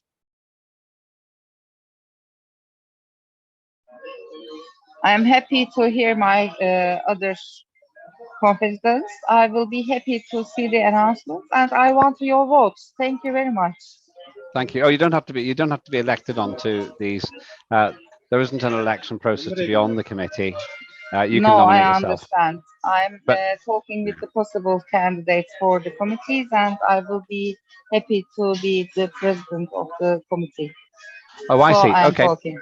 Oh, I see. Okay. Thank you. Politics. That's politics. Okay. Sorry, I should know more about politics than I do. I spent 13 years as a member of Parliament in Britain, and still I learn. Still I learn. Naveed, you're next. Naveed. Yeah, maybe. Thank you. As you know, I was the former chair of the Information and Communication Committee. I maybe can maybe present some explanation about the committee, and it may be useful for the people who are interested in joining the committee. Actually, as you know, information and communication is very vital for the Asgardia. The whole nation is shaped based on the communication, based on electronic communication currently. And I personally think that it would be very useful if the people who want to join the Information and Communication Committee has a little background in the project of in this field, in the information and communication related fields. It is not needed to be fully expert in this regard, but you need to be familiar with the atmosphere of the information and communication projects. We've done many projects in the committee during the past 5 years. Of course, many of them remained unfinished due to the lack of participation and of the people, which I am hopeful to be continued in this period by the members of this committee. I've been working on a project about public broadcasting law in Asgardia, which is almost finished and ready to the reading for the second reading in the parliament, but the parliament period has been finished. It is possible to do almost infinite projects in Information and Communication Committee. In addition, many other projects of the Asgardia, many legislative projects of other committees are related to the information and communication somehow. So other committees submit this project to the Information and Communication for reviewing. And usually this committee has a good relationship with other committees. And in the past period, we had a lot of ups and downs in the Information and Communication Committee. Many members of the committee has been departed from us for various reasons. I think at least 2 ministers of the government was from this committee, Dennis Shoemaker and Minister Jennifer Giliguric. Also, I remember that Minister Michael Cerino was actively participating in the Information Communication Committee. Even our former Minister of the Information Communication was Prime Minister Lena Demina. So I think if you're looking for an promotion in Asgardia, this field would be very good for you. So thank you very much, Naveed. Maybe I should join it myself then. You've been doing great work, Naveed, and there's always a pressure in something as big as that to get everything done. I'm not surprised that you feel there's unfinished business, but that's why we have the committees. When the committee finishes its business, it finishes its work, and that will not happen for many decades for information communications. I expect the long-term situation, 50 years from now, will be trying to find faster and faster predictive ways to to communicate over very long distances. Because of the limits of the speed of light, there has to be some creative, maybe AI solution, which speeds things up, that kind of thing. At the moment, we're still in the structural phase. We're trying to create systems that work terrestrially in the near Earth environment, maybe as far as the moon or as far as Mars. We've got John, fine, and then we've got Ariadne. John. Yes, hopefully you can hear me a little better. Yep, it's fine now. I try to shut down everything that was using the internet and dedicate only this meeting to that low band internet. So I'm hoping you can hear me better. Yes, anyway, much better. Great. I was in information and communication for the biggest part of the first half of our parliament. And Dennis Shoemaker was the chairman of that committee.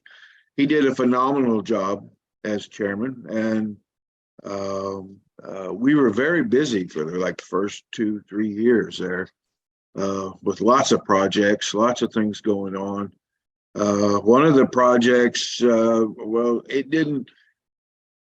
I would say it was mentioned early on in the committee that has gone on to become a great asset to Asgardia. Of course, is Asgardia TV, and that Dennis Shoemaker gets all the credit for that. He did a wonderful job with that endeavor. But it was a great committee to be in. I had to get out of the committee because I was chairing the Trade and Commerce Committee, and we were so busy in Trade and Commerce, I couldn't spend any time with information and communication. I felt bad, so I said, I might as well, since I can't spend any time there, I might as well go ahead and leave the committee and just focus on the Trade and Commerce Committee. So yeah, it was a great committee to be in. I really enjoyed it. Naveed was an outstanding person to get to know, and he was a great chairman. He took over, I believe, after Dennis, and I really enjoyed it. Thank you. Thank you, John. You have been one of the great activists as well, and I'm glad you continue. Let's go to Ariadne and then Jason.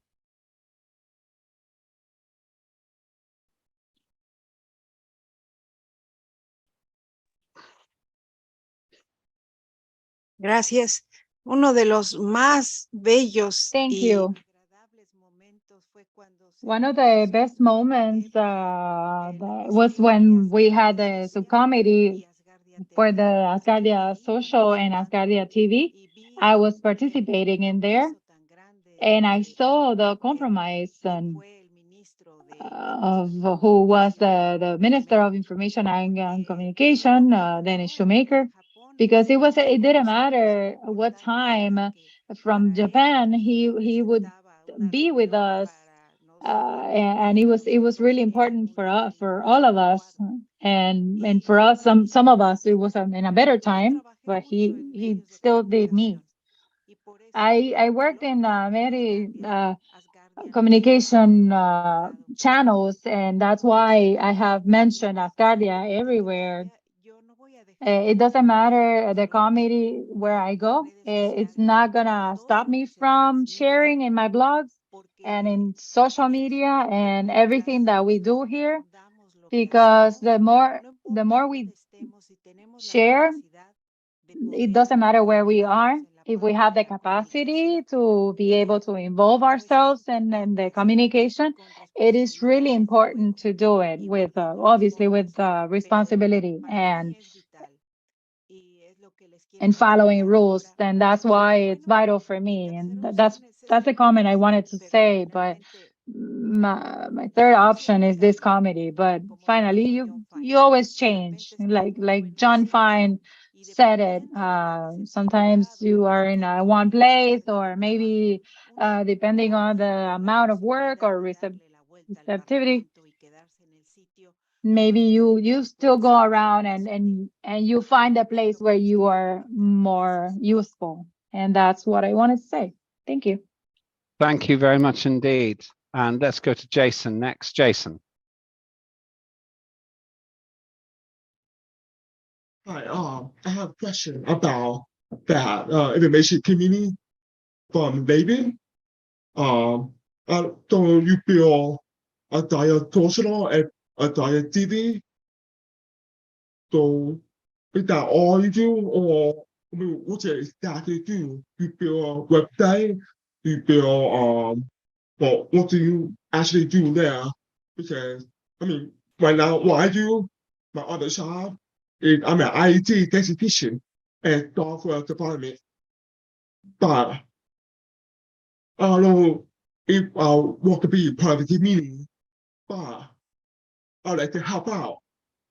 Way to come, make it better, make the website better for you. I just want to know more about it, how it works, what you do there. So, that's all.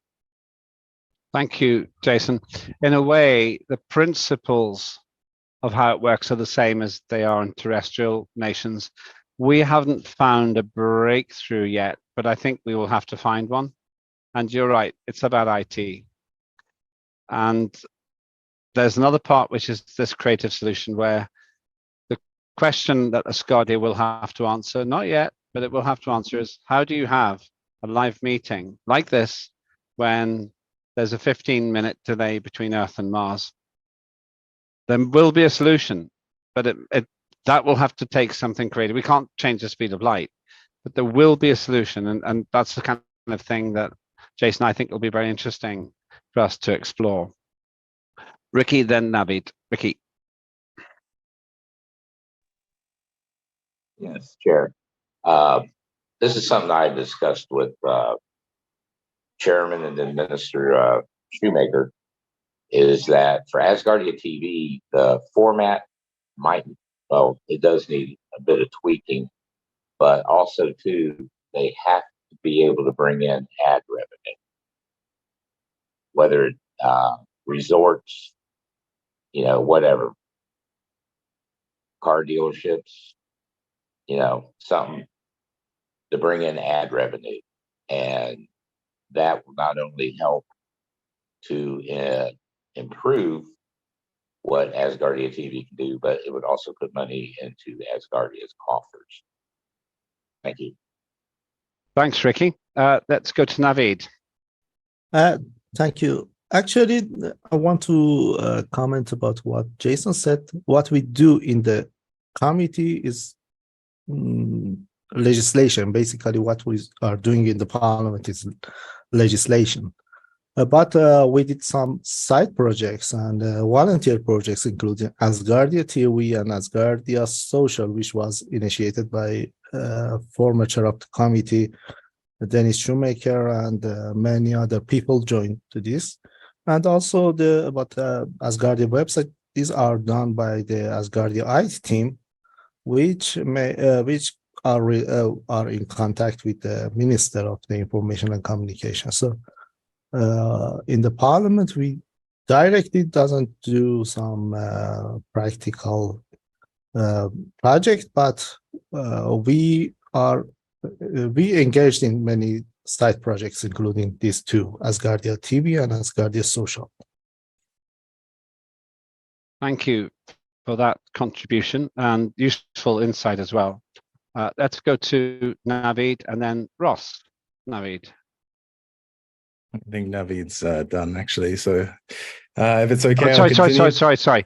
I'll tell you why. You and Navid swapped around on my screen. I'm a creature of habit. Just to explain what I'm looking at various things on my screen, and somehow, Ross, you managed to get in front of Navid and then back again. I don't know how you did that. You are the ghost in the machine, Ross. Anyway, thanks very much. Carry on. I just wanted to say just a quick comment. I think Asgardia over the past 5 years has thoroughly outgrown what it has. The visionary head of nation said in his objectives for the next 5 years, the current Asgardian national website has outgrown its potential. A new tool is required to connect all Asgardians with SpaceNet. a virtual visualization of Asgardia, space markets, and other important advanced features. And I also intend to both join and run for chair of this committee. And I think it's important that we focus on legislation that is going to modernize Asgardia. I think the things that we have right now are amazing prototypes, but there are much better ways that we can do these things. And I think, honestly, the creation of an e-government platform act that actually puts this into legislation to compel the ministries to start working on actually developing the modern platforms for Asgardia's future is going to be essential. So that is all I want to say. But yeah, look into the future, talking about beaming communications to Mars. We're not going to be able to do that with our current legislation, and we're not going to be able to thrive on our current platforms. So yeah, thank you. Thank you, Ross. And that is a fascinating insight. That's why the Information Communications Committee would be one I would choose if I was allowed to be on the committee. Tayana, would like to speak? Hello, good morning or Hi, afternoon. I'm hi. not really sure where everyone is located yet, but just on that, Ross, even if it's on a side note and I can talk to you a little privately, I would like to help just in general with any part of that process. I've been a part of processes like that, kind of more in the imaginary aspects just because of college and high school and things like that.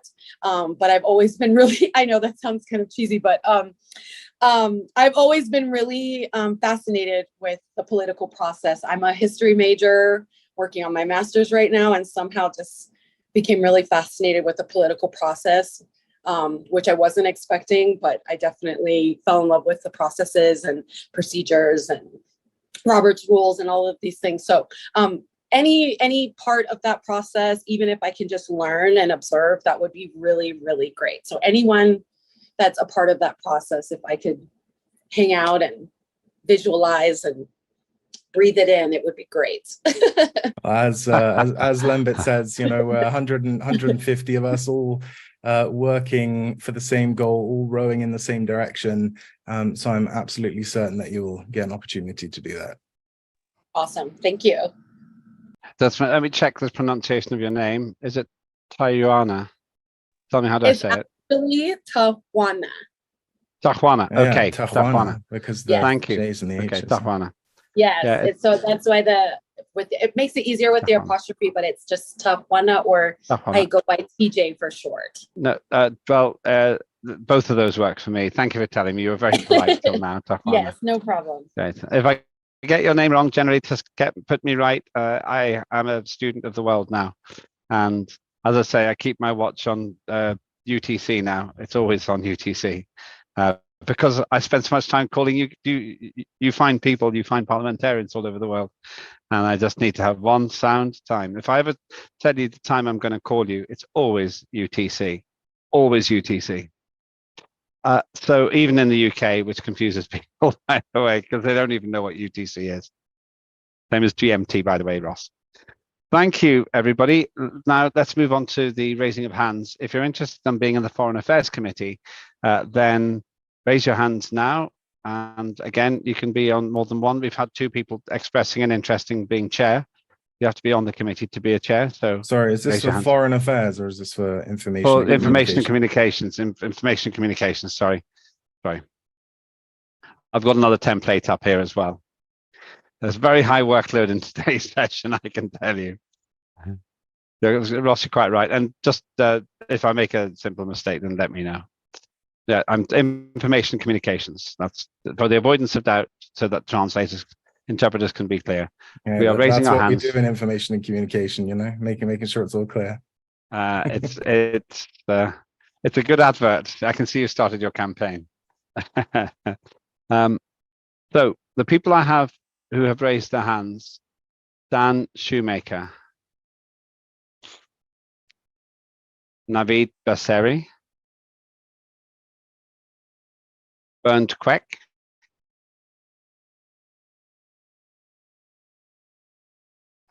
Revilson Silva, Derek Newhouse, Carl Patrick Diestro, Ross Teeswright, Ferda Inan. Anybody else want to be on this committee? Jason Berry.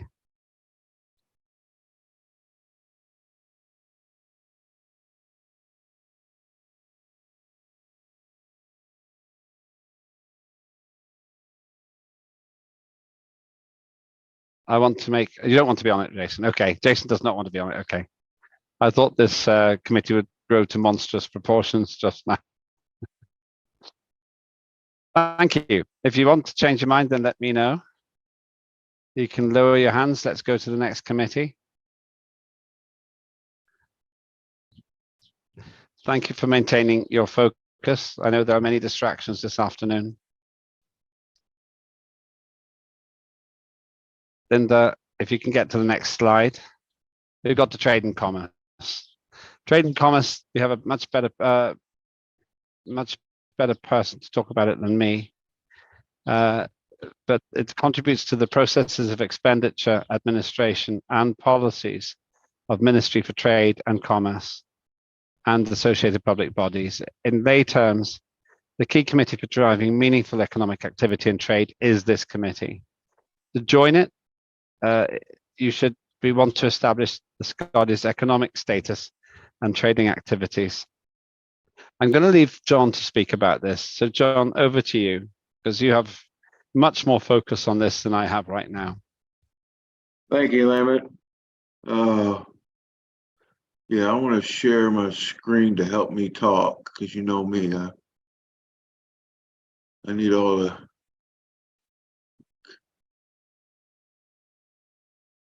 Can you see that? Okay. Yes, we can. Okay. Hold on. I'm going to enlarge it a little bit. Anyway,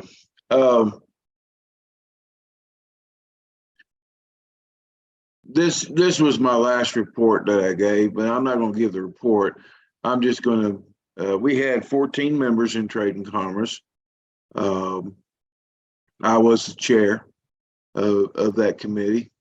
The mission, our focus was primarily, for the most part of it, was creating the ACE Act. And we stumbled our way at the very beginning to get to that point, but with all of us working together, we did come up with an incredible act. It was called the Asgardia Corporation Enterprise Act, which became like the tree of trade and commerce. We continued working, and we started working on acts that would be the branches of that tree. One of those branches made it to third reading, and some of you might be confused as to what first, second, and third reading is. There's a procedure that was created in the first Parliament that when you have a proposal or an act, it has to go through a first reading, a second reading, and then a final reading, which is the third reading. And if it passes all three readings, it gets put on the Parliament floor for vote. Well, the one we worked on, the last act that we worked on before our session was over was the Asgardia E-Commerce Act. Now, this may be the E-Government Act that Ross was mentioning that he wanted. This E-Commerce Act did make it through all three readings, and it will be it will be in the next sitting agenda. It did pass the third and final reading, so it will be in the next sitting agenda. Another act that we worked on was the Asgardia Consumer Protection Act. It too is a branch of that tree, because you have to protect those who deal with commerce and trade. You have to protect the trade, you have to protect the commerce. And so we need an act for that. And I, as chairman, I felt that was very important to get that one. It hasn't even made it to first reading yet, but I'm hoping this next Parliament, the second Parliament of Asgardia, that we can get it to a first, second, and third reading and get it passed. We had a lot of projects.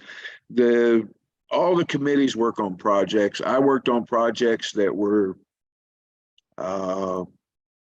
primarily going to increase the revenue of Asgardia, and normally they dealt with trade and commerce. One of them was the Orbital Assembly Initiative. That one didn't pan out as well as I'd hoped, but it's still on the back burner. There's still hope. The company that we were dealing with at the time was called Orbital Assembly. It's now called Above Space, and they're actually doing really well right now. They just had a successful test with NASA on their orbital assembly platform, and proving that it will create gravity. So, people are really starting to look at that corporation right now. So, I'm hoping I can still get something out of them. They were part of our Asgardia 2 project as well, as a sidebar. And we had the Life Ship Initiative, which was, and that thing's kind of ongoing. It's something that Minister Dell was working on as well. It basically freezing people's DNA and planting it on the moon as a permanent resident, and it stays there, and it's protected. It's protected. They basically get a protected plot on the moon for your DNA, and it's there until the end of our universe. The DNA doesn't. They freeze it. They don't exactly freeze it. They I don't know if any of y'all saw Jurassic Park, but they seen the fly that was inside the tree glue or whatever it was. That's basically what they do. They encase it into a substance that protects it for as long as eternity. So, and it stays on the moon. It's pretty cool.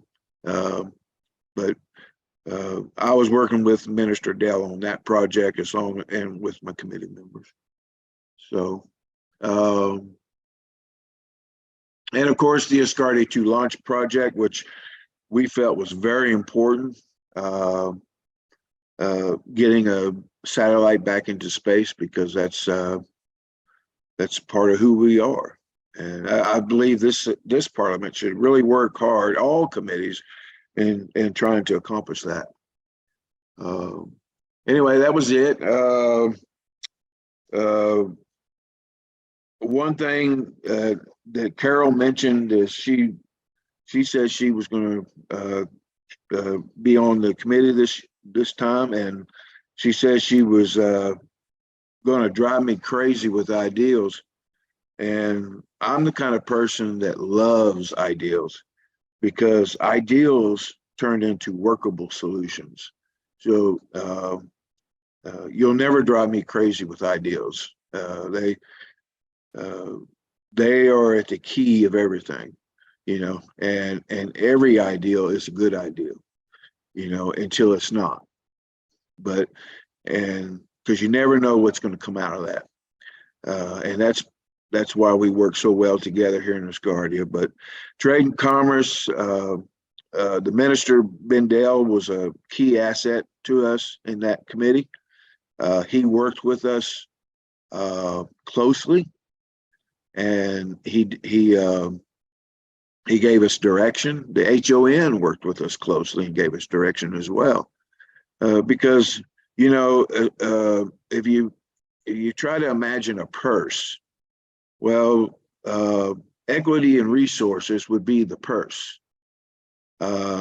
Finance would be the person managing the purse, but trade and commerce would be the substance going into that purse as far as wealth or economics. So so it's vital that we have a robust trade and commerce committee, and hopefully we can find many new projects. I'm hoping to have many people here that have great ideas that we can combine together in the Trade and Commerce Committee and come up with some viable solutions of how we can create wealth for Asgardia. All right, thank you. Thanks, John. You heard it from the man who knows most and everything there is to know about that committee, because he's been around in that committee pretty much from the start. I don't see any other hands raised, so you've got a picture of what trade and commerce is. Let's go to we're getting a good rhythm going here in the process. So if you are interested in what John said about trade and commerce, please raise your hands if you want to be considered to be a member of that committee. Raise your hands now. We have Carol Lockhart. We have Al Mamam Shimul. I'll have to practice your name. Apologies if I've got that wrong. We got Riyad Del. Alexander Yes, Milk. correct. Okay, how do you say it? Since you're live, tell me how you say your name.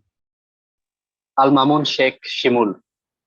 Al Mamun Sheikh Shimul. Okay, I've got it. You can call me Mamun. Okay, Mamun. We'll call you Mamun from now on, but I need to know the whole thing as well. So thank you, Mamun. Welcome to Parliament. Nice to speak to you for the first time. We got Riyadel. We got Alexander Melnikov. Erin Omuzak, I think that's probably 3 now, so we'll decide later. John Fine. Alexander Rizzi, that makes sense. Those two committees are very important together, finance and trade and commerce. And Janadi. Anybody else? Okay. Thank you very much. Let's move on. I'm going to do 2 more. I'm going to do, if you put the screen up, I'll tell you how many more I'm going to do before we have a quick break. I think it's 3 more. So I'm going to do justice and youth and education. Then we'll have a short break, just a 10-minute break, and then we'll do the rest of the meeting. So trade and commerce, we've done justice. That ensures the effective operation of the expenditure, administration, and policy of the Ministry of Justice and Lawmaking. But actually, it does a lot more than that. It oversees the fairness of operations of the whole of Asgardia, and it checks the legislation that we put through for consistency. The chair of the Justice Committee works closely with the chair of Parliament to make sure that all the legislation we have is consistent with other legislation, and it's fair, logical, and it takes us in the direction we want to go. Join it if you do have an interest in legal, procedural, and legislative fields. It's a fascinating area of debate, and somebody. I think that individual, whoever that is, doesn't really like lawyers very much by the sound of it. So, let me see if I can just, there we go. I've heard that sound many times in my life, so don't worry. John, Gennady, Ada, Ada, you're new, so you probably want to speak. John and Gennady, if you've still got your hand up from before, then please put them down. Okay, Gennady, if you want to speak on this, keep your hand up. If not, then just lower it. Just to say about justice, I've worked with Salvos Musakitis, who did not restand for Parliament, but he did an absolutely phenomenal job for 5 years. He was also Deputy Chair of Parliament. Became a very good friend. And I still see him, he remains a good friend now as well. So with him, we did work which would take months or years in British Parliament, and we used to do this in weeks or sometimes months. It's an interesting committee, especially if you're interested in legal practice. Mark Beer, has been the Minister for Justice and maybe continues, we'll see. He has worked closely with the chair of the committee as well. It's quite high energy. There's a lot of time. You need to put a lot of time into this one. It's demanding, but also it's really central. You will leave a permanent legacy in the legislation for sure if you join this committee. Now I've got 2 hands up. I've got Gennady and Ada. Gennady, did you want to speak? If so, now is the time to do it. Just while we're waiting to see if Gennady unmutes. Peter Morn, who has been the deputy chair of the committee. Linda, if you can put him down, he's very keen to, he really wants to continue, on the committee, and he also has expressed his interest in being the chair of the committee. So Peter Morn is definitely applying to be on the committee, and he will also nominate himself for chair of that committee. Okay, let's go to Ada. Ada.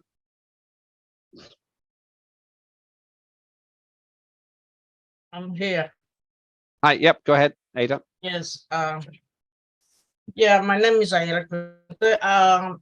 I would like to rejoin Lembi in justice again. Okay. Because you know, that's my part of my profession, and I have some documents also in this area. So I think I will go inside and work with the, like, I don't know, is our chair gonna go back again, but I will work hand by hand with the justice community. Okay, well, that's good. Then raise your hand at the end of this item, and then we can do that as well. So that should be fine. I'm sorry, I don't come too much to the camera because I got an eye that was operated surgery this week, and the light bothers me too much. Okay, no, that's not a problem. In fact, Linda, just make sure that Ada is on the list as well as one of the people who will be applying for this committee. Let's go to Tajuana's next, and then Mamun. Tajuana, you're next. Hello again. And I'm sorry, I'm super cheesy all the time, so I apologize. So if you want to stick me in front of people, I'm totally okay with that too. So justice definitely, like I said earlier, is something that I'm really interested in. I wasn't aware of all of the committees yet, so I know I had raised for citizenship and foreign affairs. I definitely am pretty adamant about the Foreign Affairs Committee for myself. Citizenship, if I had to choose between citizenship and justice, I might lean more towards the justice if we only are allowed to be in 2 committees, just because of the fact that I do know from previous experience that it is very demanding. So I would like to participate in the Justice Committee if I have to remove my vote from citizenship, which I would hate to do, but I would definitely like to participate in this process for sure, just because it was me expressing my interest earlier. I do have quite a bit of a background, and like I said, it felt more imaginary than, but at this point in my life, I would definitely like to make it more reality. You know, when you're in college and you're involved in a lot of organizations, obviously mine were a little more on the nerdier side. Regardless of that fact, it was still very important to me. So, and I was the president of all of those organizations, or in some type of higher secretary position, finance, president of parliamentary procedure. vice president of finance, marketing, research. So I've done a lot of, I have a lot of experience in that area. Plus, I think my historic background, just in traditional history, I tried to incorporate a little bit with my political background, just because I think that it's very, very important, which is part of the reason I'm pretty adamant about foreign affairs, because I do like history, and I'm very adamant about advocating for history and making sure that it's being portrayed properly and appropriately. So, yeah, if I have to choose two groups, then it would probably be foreign affairs and justice. And just FYI, if I am on the Justice Committee, you probably will see me run for something, just because I am. I do like to be pretty active. So. Okay. Well, that's good. So, Linda, if you change on the list there, let's change Tapan from well, justice that you just heard from. So it'll be foreign affairs and justice now. Yes, and yes. As I say, I know Peter Morn wants to stand for chair. There's a deputy chair position as well. Sometimes we have secretary as well. So there's plenty of opportunity, and it's a busy committee. I think you'll like this as well. It's good, and it's not a crime to be happy in Asgardia, so carry on doing it.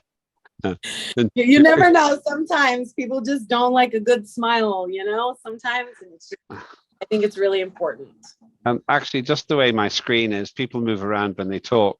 But I've got Jason above you and Carol to your left. Carol's got a great big heart there as well. There's just this little corner of love on my screen, and it's just great. So I'm very happy with amazing. that. So thank you for that. And Linda, make sure that we've got Stefana for those two, foreign affairs and justice. And then we'll delete it from the other one. You can only do two, but that's absolutely fine. Let's go to Mamun and then Joshua. Mamun. Hello. I have some question in Trade and Commerce Committee. That is, what is the main revenue source of Asgardia? Also, can I get the list of taken project and what project is under process? Thank you. Is this, sorry, for which committee do you want that? Trade and Commerce. Okay, John, can you send Mamun Trade and Commerce? Just the project, just the most recent report would probably be the best thing, John. What is the taken project and what is under process? Also, what is the revenue source of Asgardia? Well, the revenue source of Asgardia, I will answer. It's mainly residence fees, and we have 10,000 residents. People pay 100 euros each, but we really need to bring that up to more like 100,000 to do all the things we want to do. But the economy needs to be kick-started, and that's John's main focus. In terms of the projects, then I John, have one more question. Yeah, sure. Only for citizens' fees, is this enough for finalize our mission, our vision? Is this possible to do on this money? Is it? No, it's not. It's not possible to do a lot of things we want to do. But so, last 5 years, what the project we done for earning money in Asgardia? Well, the main thing, as I say, is the residence fee. That is the central thing. But we have also set up businesses. Ben Dell, who's now a minister, but was deputy chair of Parliament, set up the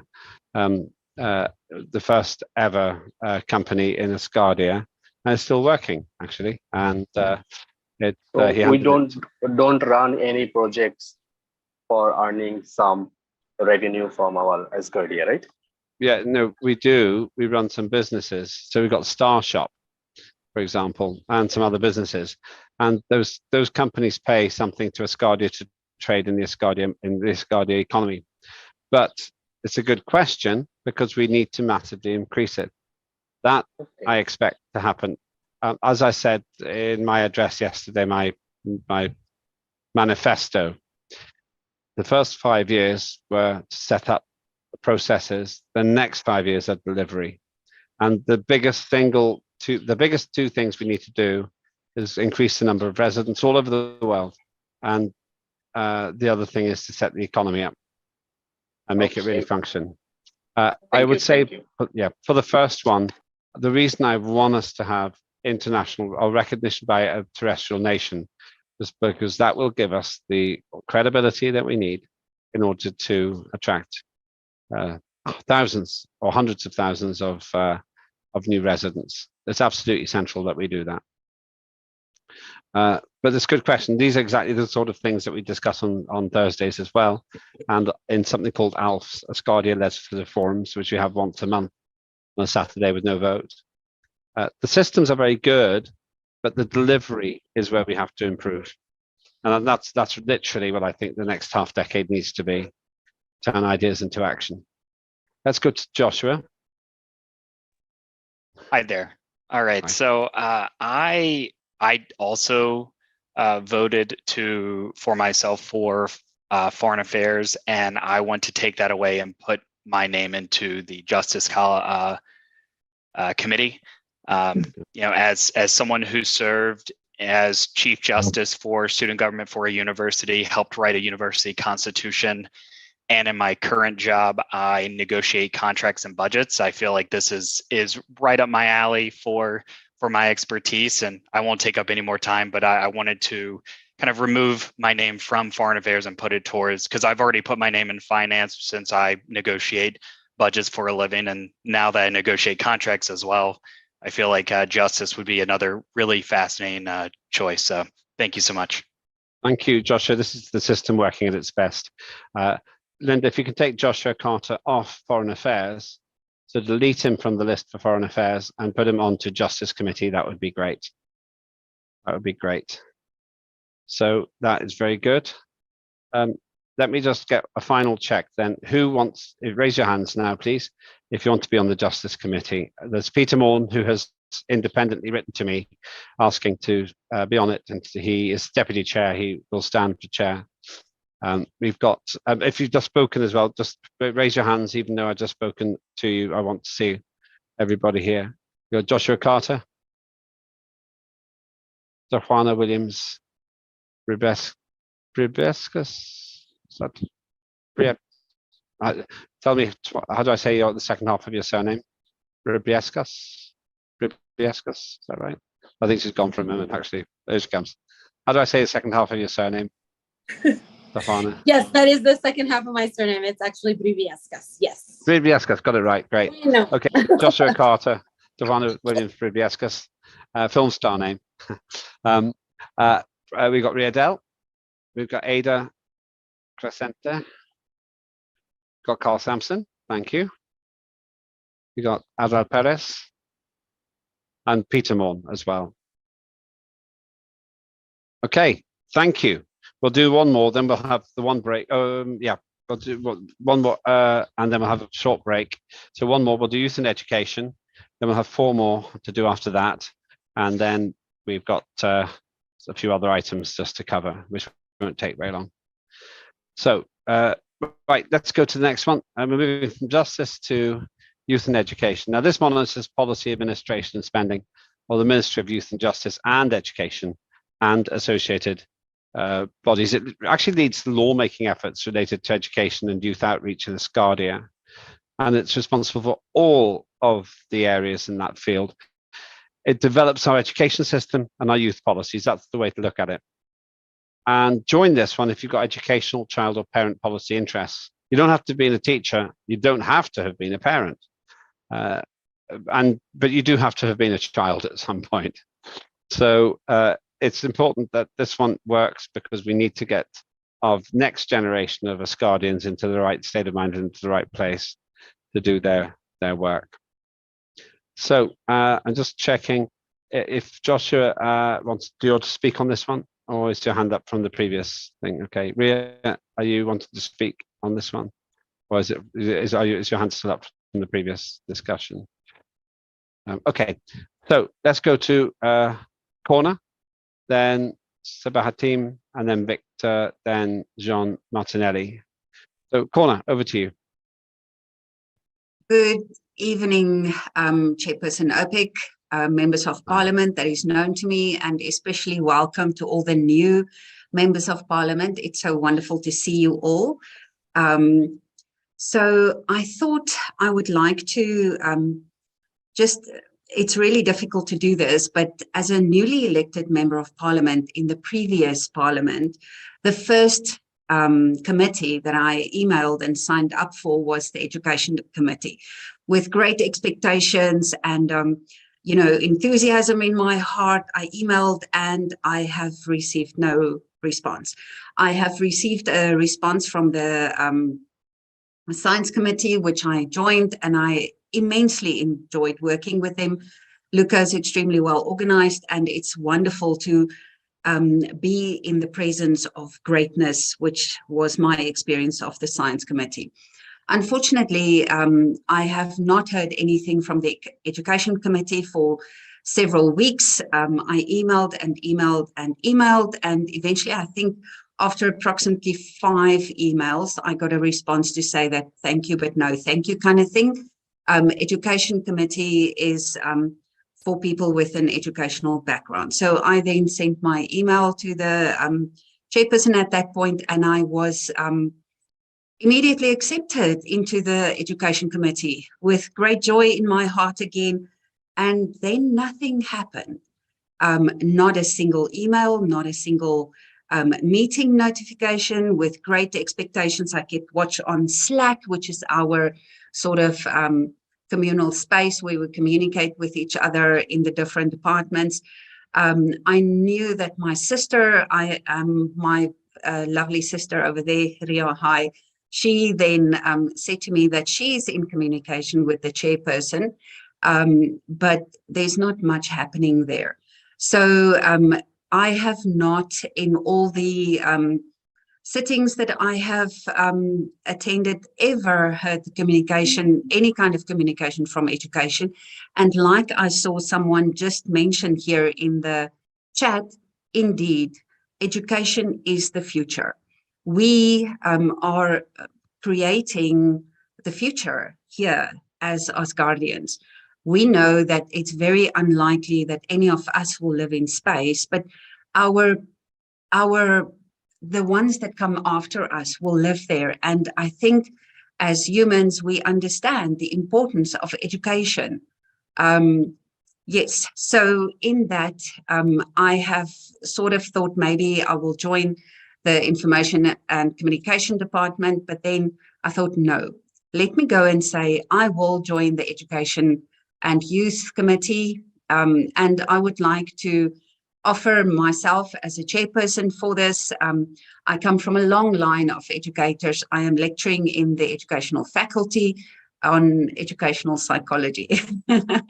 And I am sure if there are other worthy candidates, I would really support you, but we need a different chairperson, and we need to take the education committee to where it belongs, which is in amongst the greatness next to committees like the science committee, the citizen committee, committees that makes a real difference. I always felt really embarrassed to see what is not happening in the Youth and Education Committee, and I really hope this time around we're going to make a difference. So please put your hand up for the Youth and Education Committee, and I will see you there.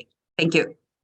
Thank you very much indeed, Corner. And we are open and honest in this committee, in this Parliament. So there's no problem with you sharing your views.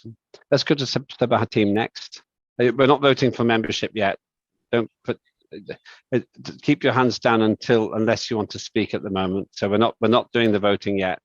So Sabahat team, you're speaking, and then we got Anthony if you want to speak as well. So Sabahat team, you're next. Hi. İyi akşamlar herkese. Good evening, everyone, and I wish success to the new term of the Parliament. I have been involved in Youth and Education Committee, and this committee is extremely important for me. I have had a certain proposal, like a conference of youth. If you remember, around 2 years ago, I had this proposal to hold a conference about a youth or youth and education, or it might be some kind of a summit. Secondly, I also have a proposal, as you also know, that we have certain activities regarding Asgardia games, space games. Unfortunately, we have not been able to roll that out yet. And also, I also believe that the name should also cover sports. I mean, the committee name should be, I think, Youth, Education, and Sports. That's another proposal from my side. And I would like to be a part of this important committee once again. Thank you. Thank you, Sabah team. So raise your hand when the time comes. Look, Anthony and Victor are the other two speakers. Anthony.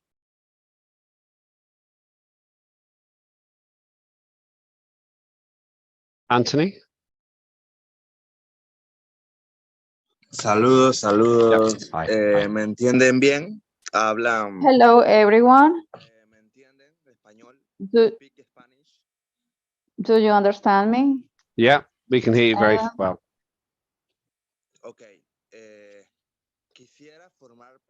I would like to be part of the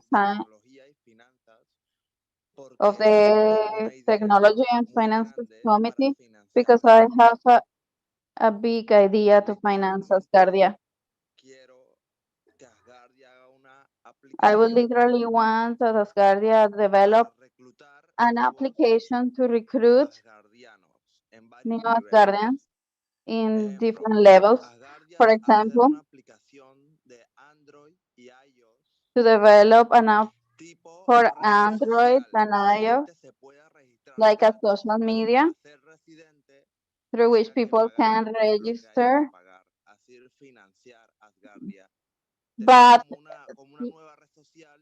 that in order to be a resident, they pay a fee, like an Asgardian social media in which they can chat and buy solar,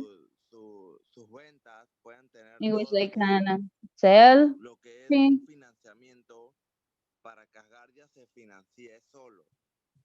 And ways in which Asgardia can receive some income,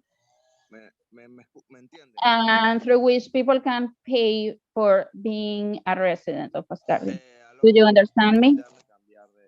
Yep, yeah, we did. We do, yeah. Entonces, la idea primordial sería como. So the main idea would be to recruit new people, because we currently have about 1 million of residents. So yes, we need. It would be great to increase it to 7 million in the next 3 years. So we would need about 1 million of people willing to pay, and through that platform they would be able to purchase, to make purchases, and then we would have something that I think is innovative. What do you guys think about this project? I would, of course, show this to the committee. What do you guys think? I think it's a great idea. I don't want to get too much into discussing the projects tonight. I think it's a great idea, and it's exactly the kind of thing that should be discussed in committees. So my advice is get on the committee, and then you can raise it, Anthony, as a specific project for progression there. As I said, we can talk. Entiendo. ¿Me podría unir a dos comités? ¿Se puede? Can I join 2 committees? Is that possible? Yes. 2 committees. Okay. Yeah. Okay. And what we do in normal sittings. Una pregunta más. Los miembros del Parlamento. The members of Parliament. I mean, I'm a new member. I don't know about this, and I don't speak English. The AMPs. How long can someone be a member of the Parliament? Pretty much for the rest of your life. I'm guessing you're about 45, so I would say it's 5 years at a time. Yeah, Carol's right, but you can keep restanding. And I think we have taken all age limits off, so you can carry on serving 5 years at a time for the rest of your life. I think that I can safely say you can stand for, you can be there. You could, at your age, do another 30 years if you want, or 40 even maybe. If I get to be as old as my father, Ok, muchas gracias. if I could, Bueno, if I get, muchas gracias por escucharme. Thank you very much for listening. no problem. No problem. If I live as long as my father did, then I'll be here for about another quarter of a century. Una duda que tengo. Una duda que tengo. I also have another doubt, another question. What does an AMP do, and how can an AMP become a mayor? We will talk about the mayors and the civic system on the 15th of July. You stand for mayor. There is a process. I won't go through the process now, but yes, you can do that. You can stand for mayor, and we'll explain the process on the 15th of July. So, Aliona, please make sure I put that in as an agenda item for July 15th. Bueno, muchas gracias por escucharme. No problem. Thank you very much. Thank you, and I really hope that you will become a mayor. We need to get a lot of mayors into the system, as well as other levels in the system too. But that's great. Gracias, so if you get on that, thanks. No, great, and welcome. And I'm really glad that you're here as well. I think Victor was left over from the previous vote, so that was probably the last speaker for that. All I need to ask now, all I need to do now then is ask, please raise your hand if you want to be on the Youth and Education Committee. We've heard at least one person who wants to stand for chair. So Jason Colby,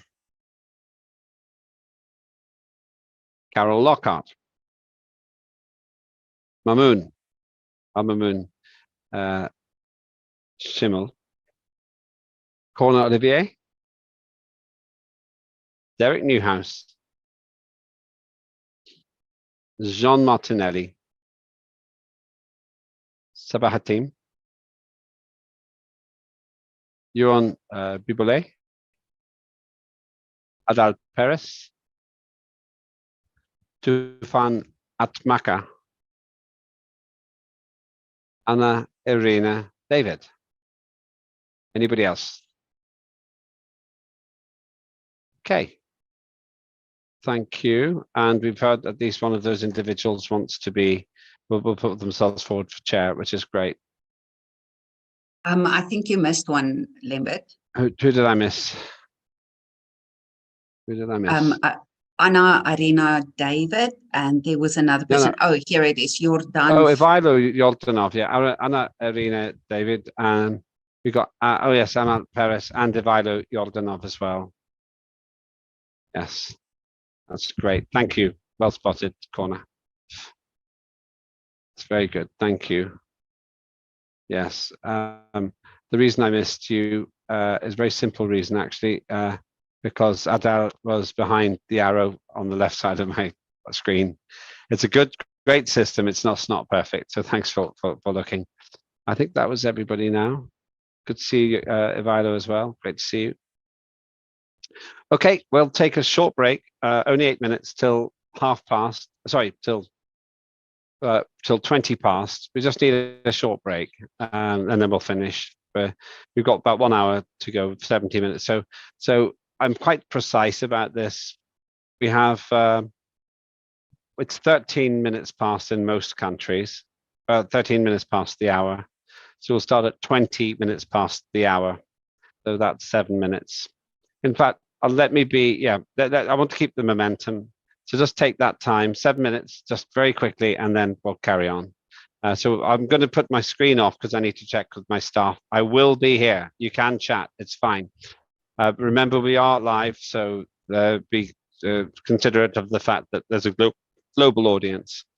But we'll start again at 20 minutes past, and then we'll finish. We've got 4 more committees to do, a little bit of housekeeping, and then we'll get to the results of the vote. Okay, so I will be here. Stay live. I'm going to be back in a moment. I've got to check things with my team. Hello. If Trade and Commerce Committee has been done, can anyone reply to me on this?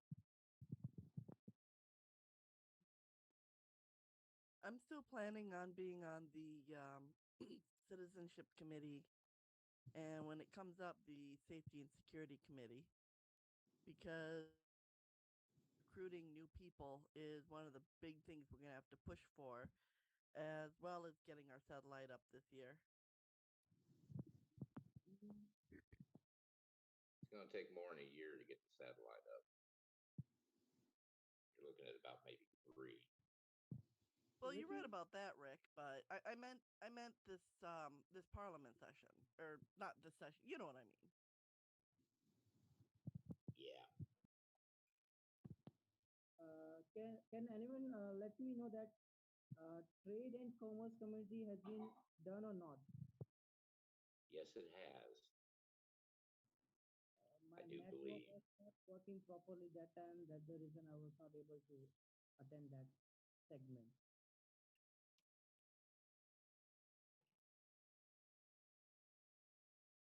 Just let Lena know, and Lembit know that you want to be a part of that committee, and they will make sure that you're listed with that committee. If you're choosing more than 2 committees, they will ask you to pare it down to just 2 committees. So if that's one of the committees you want to be on, let them know, please. Thanks, Bridget. As I told you earlier, finance is one community and second one is trade and commerce. Those 2 committees I want to join. Just send them an email. Send Linda an email, letting her know which 2 committees you want to be on, and then they will go ahead and list you in those 2 committees. Sure, I'll do it right away. Thanks for that, Vicky.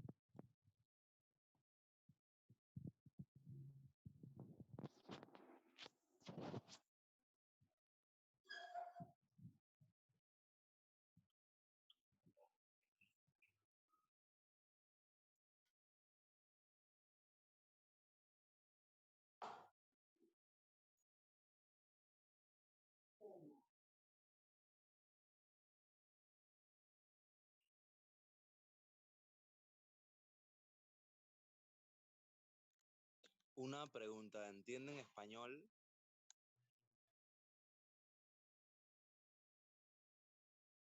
Sí, hay personas aquí que saben español. Hey, Ada. How's the eye doing? Habemos varios. Sí. It hurts a little bit. The light bothers me a little bit, but I'm okay. También hay un traductor, recuerda, abajo en el globo terráqueo, se traduce en español, inglés, turco, ruso. ¿Quién preguntó si sabemos español? Eso es lo que no me suena. Somebody asked if somebody knows Spanish here. Who asked that? ¿Quién preguntó si sabemos español? Me pareció la voz de este chico nuevo, Anthony, no estoy seguro. Sí, fui yo. Yo pregunté si hablaban español. No, sí, habemos varios. Bueno. San Salvador, ¿verdad? Salvador. Bueno, ¿me escuchan? Bueno, Hola. Mariane de México. Saludos a todos. Sí, saludos. Mucho gusto. A ver, espérenme porque ando sin el micrófono, sin los audífonos. Ok, Anthony. Tú no puedes escucharnos porque no estás conectado con el traductor que tiene Zoom. Si tú te fijas en la barra de tareas, hay uno que dice reacción, otro que dice traducción y está español, están todos los, tú despliegas ahí y puedes conectarte. Pero si estás desde un teléfono, tendrías que ver cómo puedes hacerlo. Y el botón está entre captura de pantalla y reacciones. Ahí lo puedes encontrar si estás en una computadora. Es que a veces sale en inglés. Estoy en celular, estoy en dispositivo móvil porque no tengo computadora. Sí, pobre, literal. Entonces, exactamente, el problema es ese. Sí hay posibilidades desde que desde el teléfono puedas comunicarte, pero no sé si en todo tipo de teléfono. Esa es la limitación que tienes, pero tú puedes hablar en español y, y te pueden escuchar con la traducción. El detalle está en que hay muchas cosas que tú tienes que ver. Por ejemplo, no existe ese comité que tú estabas mencionando de tecnología y finanzas, no. Está el comité de finanzas y aparte está el de manufactura. Lo que tú estás contemplando como una app tendría que ser para el comité de manufactura, ¿sí? Eso habría que revisarlo. Eso tienes que revisarlo y darte cuenta cada función que tiene en específico cada comité. Hay que ver qué clase de teléfono él tiene, porque hay muchos teléfonos que Zoom se puede ver igual que en la computadora, pero hay que ver qué clase de La mayoría de los Android, Yeah. sí, y lo que pasa es que a veces no están en español. What kind of telephone you got? ¿Qué clase de teléfono, Anthony, tú tienes? Sí, Anthony, ¿qué teléfono? Tengo es que es nuevo, creo que es un Honor X7 Android, pero aquí me sale compartir, reacciones, subtítulos, aplicaciones y me sale, ya lo tengo activado, pero me sale en inglés. Entonces me sale interpretación, ahora que me Ahí pongo a tienes ver. todo. Esa interpretación, busca ahí. Y pon español. Okay. Lo tengo en español. Uh-huh. Sorry to interrupt you. Let's carry on. Welcome back, everybody. And if you're watching at home, to the third day of the first sitting of the second session of Asgardia's Parliament. We're just discussing committees and beginning to put into place the membership of those committees. Jason, you've raised your hand. Did you want to say something before we continue? It might be just your hand is just still up. So, Jason, did you want... sorry about that. Yeah, I just had it raised from the youth vote. No problem. No problem at all. No problem, Jason. Good to speak to you. And Kashif, do you wanted to say something?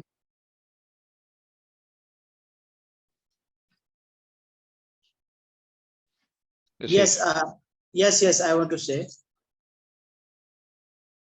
Go ahead. My data, there was some data problem. That's the reason I could not complete the session. I just want to let you know that I want to join Finance Committee and Trade and Commerce Committee. So please do the necessary thing. Thank you. Linda, go ahead.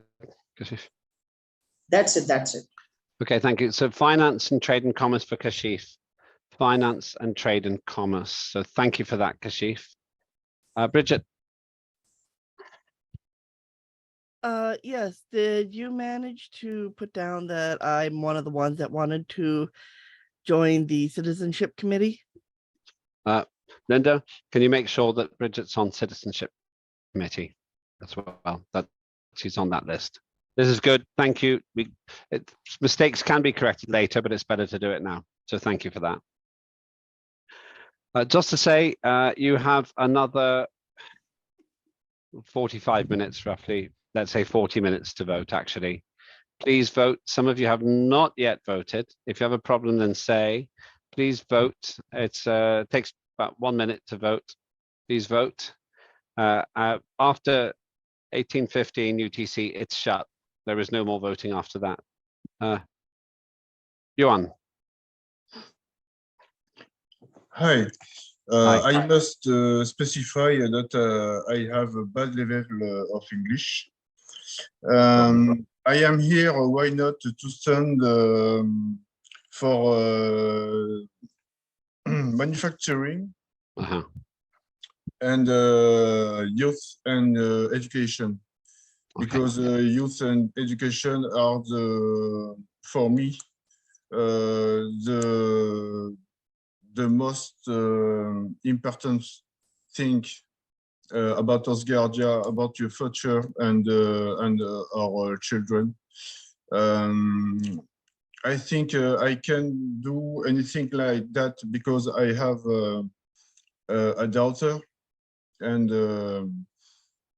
I like to see all the children when they think about future. I think I can work about manufacturing, maybe with Benedetto Professor. I had see 2 times and yesterday in Paris, and for all the other things, I think all we can do for Asgardia is great. Asgardia is a great thing. Then all we can do are great, most high or not things to do, and we can think. Thank you, Johan. So Linda, make sure that Johan stands for youth and education and manufacturing. We will come to manufacturing very shortly, but if you put his name down now, that would be great. So thank you. The system is working well. Bridget, briefly, and then we'll go on. All right. So for those individuals who do not know how to vote, especially some of our newer individuals, what you need to do is go to the Asgardia.space website. You click on your icon in the upper right-hand corner, and you'll click on the word voting, however it's put in your language. When you click on that, it will ask using your Asgardia credentials. Because you're already signed in to the website, all you have to do is click on it and it'll take you straight to voting. For those who have not voted before, this is what we always do, is go onto the website, click on your icon in the upper right hand, and click on the word voting, and it's a very step-by-step process. You'll see it'll say in progress, so you can just click the in progress and vote from there. Thank you. That was very helpful, Bridget. That was brilliant. I followed you through in what you said, and it works perfectly. Your instructions were the best instructions I've ever heard for voting.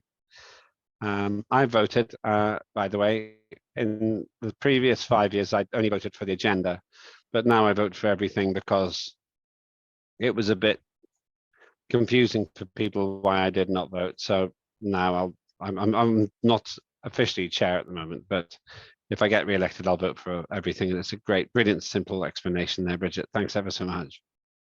Let's get to the next slide, safety and security.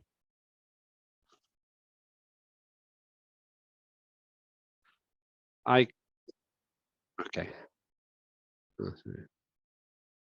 Get to there in a moment.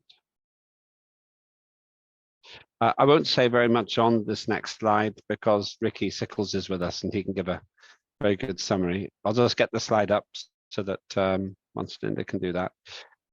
In fact, why don't you start, Ricky? We'll get the slide up and you can talk to the slide as well. Ricky was the chair of that. So Ricky, over to you. Here's the slide now. Ricky, you can talk about the slide as well. I don't need to do it. Okay, well, monitors policy administration, help safeguard the integrity of Asgardia's communication, trade, and commerce systems. Actually, safety and security in conjunction with the information and communications ministries will be an integral part of Asgardia's digital security. That is our main function right now, main focus, because obviously we don't have any permanent assets in space or on Earth. But our main thing is the data protection, which if I can share the screen real quick. Oh, I can't share it because you're sharing. Yeah, one minute. Okay, go ahead. Okay, you can go ahead now. Yeah, go ahead. Go ahead, Ricky. Where was it? Document.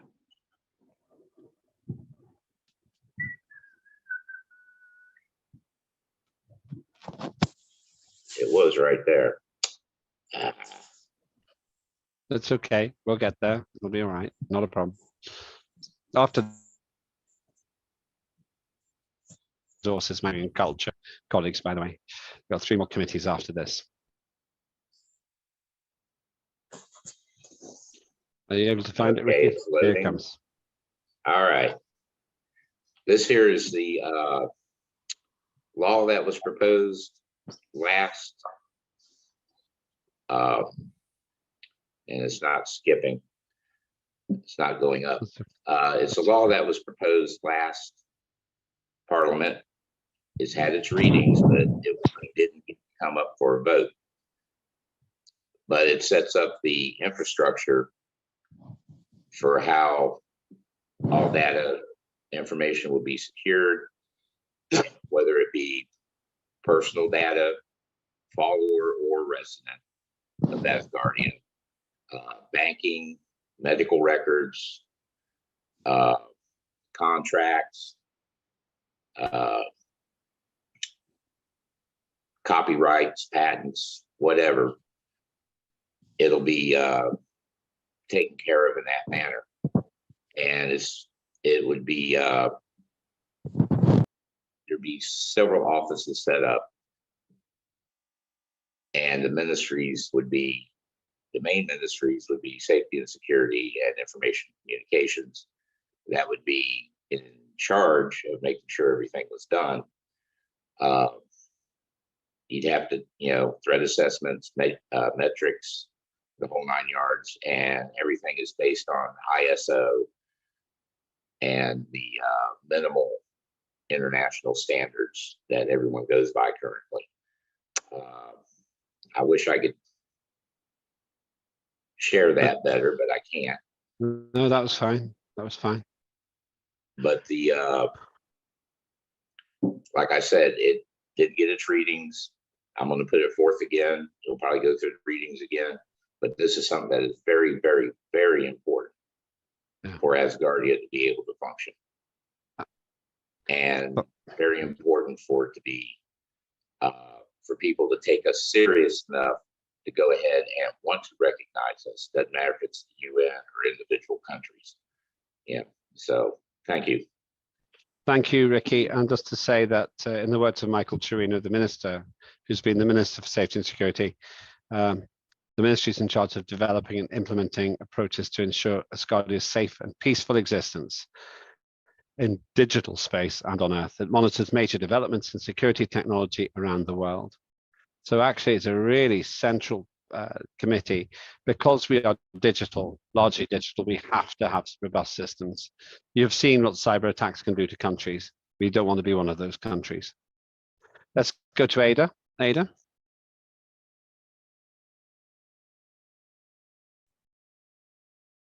Hi. Hi. Let me go this. Yeah, safety and security is a very serious community.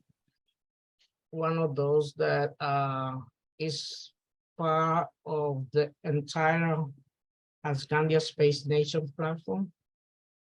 And because to prevent and defense against attack, espion, other things around the system of Asgardia, right? And to ensure the protection of the government and the citizens. We know that some people have credit in security, social service, that helps us implement this security inside security system to work better for our life in Asgardia Space Nation security people. We have to know that we ain't gonna work with same people at the same time, because there's a lot of religions around us, and we have to implement all those rules that's coming up and adapt it. As other community knows that they will have some people with bad behaviors and to adapt the regulations and implement them to Asgardia Space Nature, working with the justice at the same time for the best of Asgardia. So we know that even that you people, some has security professional, but not in the field. It's not almost the same thing working inside an office and say this is this and this is that. It's good to have both, but at the same time, it's good to have the knowledge and intelligence of everybody who knows something about it to get those proposals to be read in the future. And I hope Lemby will help and Elena let the permission to do so. So I am going back to again in the justice and security, Mr. Lemby. Okay, thank you for going back into that. That is great that you're going to be on that one. So that's good. Thank you. I don't see any other hands up now. So just to emphasize, this is about safety and security of all of Asgardia, and we need to do it better than other people because our whole system is essentially in Asgardia, and that's very important. The whole Asgardian system is in the digital world. So if you want to be on this committee, safety and security, please raise your hands now. Raise your hands for safety and security. Okay. We've got, keep raising your hands. I'm going to start reading them out. So we've got Bridget, we have Dan Shoemaker, Kenneth Edlin, Ricky Sickles, Ada, Air Marshal Narish Verma, good to see you, by the way. Anybody else for safety and security now?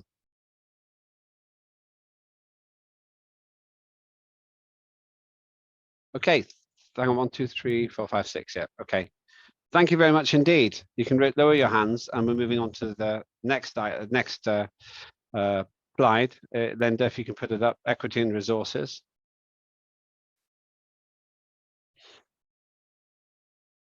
If you can screen share this, Linda.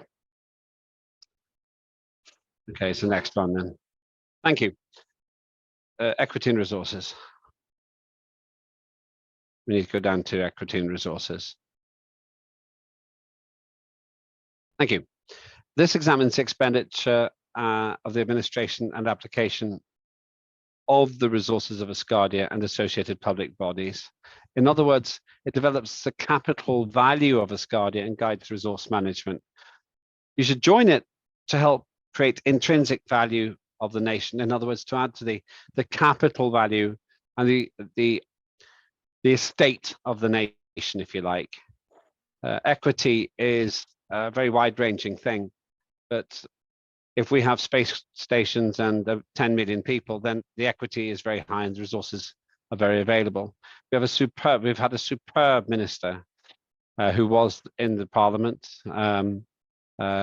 and she continued. Well, we'll see if she gets reappointed and so forth. I don't want to make any predictions, but this is one where we really need people who understand, for example, the digital real estate world.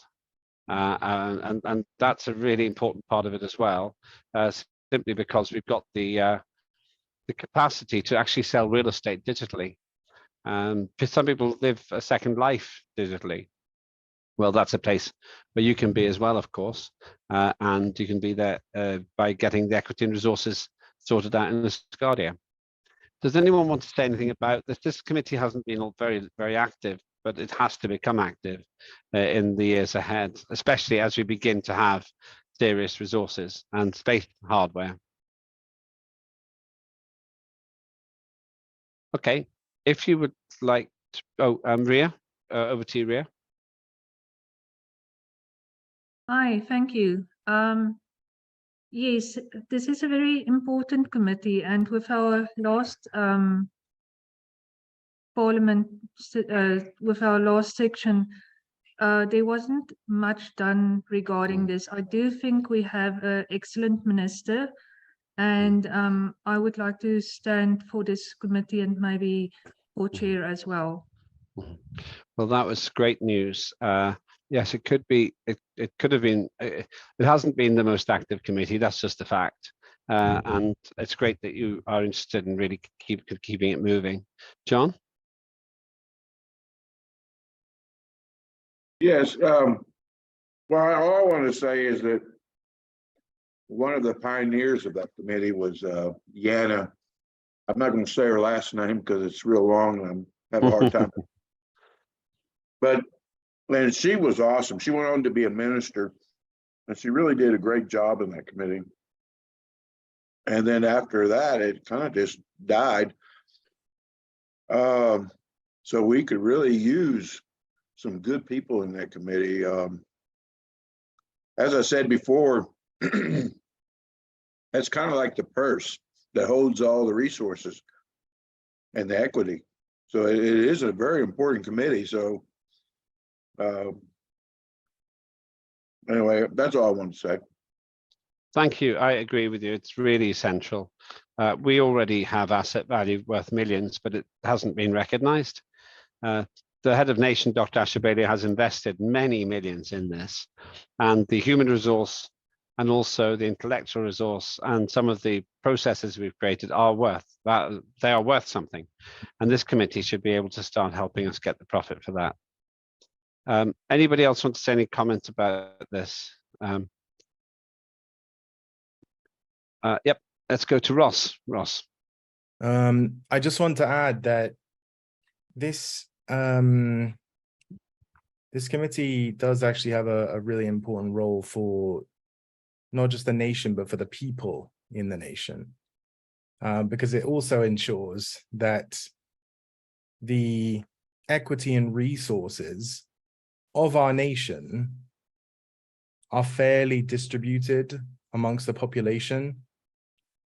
So, I mean, if we look at some of the systems, the earthly systems that we have, we know that it's not always fair. And in a digital nation, this is even more important because this could also include, you know, access to our systems and resources like power and bandwidth and things like that. So yeah, I would love to see some really switched on and engaged people going for this as well. Thank you, Ross. Anybody else? Okay, please now raise your hands. I'll just stop the participation. Right. Raise your hands if you would like to be on this committee. That's equity and resources. Okay. Riadel. Riadel. We have Eva Figuera.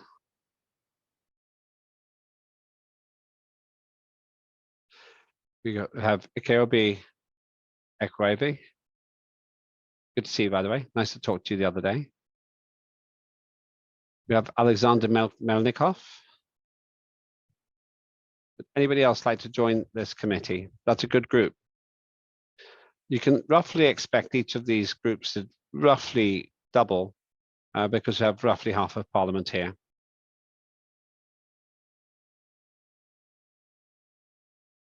Okay, thank you very much. Let's get that committee really moving this time round. And thank you, Ria. It's good that you've expressed your intentions as well. Second last committee for us to look at, manufacturing. Linda, if you can put the slide up, that would be great. Thank you. This adds to the effective administration, expenditure and policy of the Ministry of Manufacturing and its associated public bodies. It's key to building hardware for our mission, but also the software, but mainly the hardware. It's the things you can hold and touch and feel and travel in. It's the solid stuff mainly, but there is of course a digital manufacturing element too. Join it to resolve technical challenges of manufacturing sector. Now, the former chair of the committee, Dr. Fernando Jimenez Mote. He led lawmaking efforts relating to industry and manufacturing in Asgardia, and he was responsible for all areas of activity in that field, and he did a lot of work on legislation. And I was very pleased to see what he did on that. It was a really helpful contribution. There's much more to do on this. This goes hand in hand with finance and getting things into space. So if you want to help us actually build the things that go into space, this is the committee on which to do it. Let's go to Anthony. Anthony.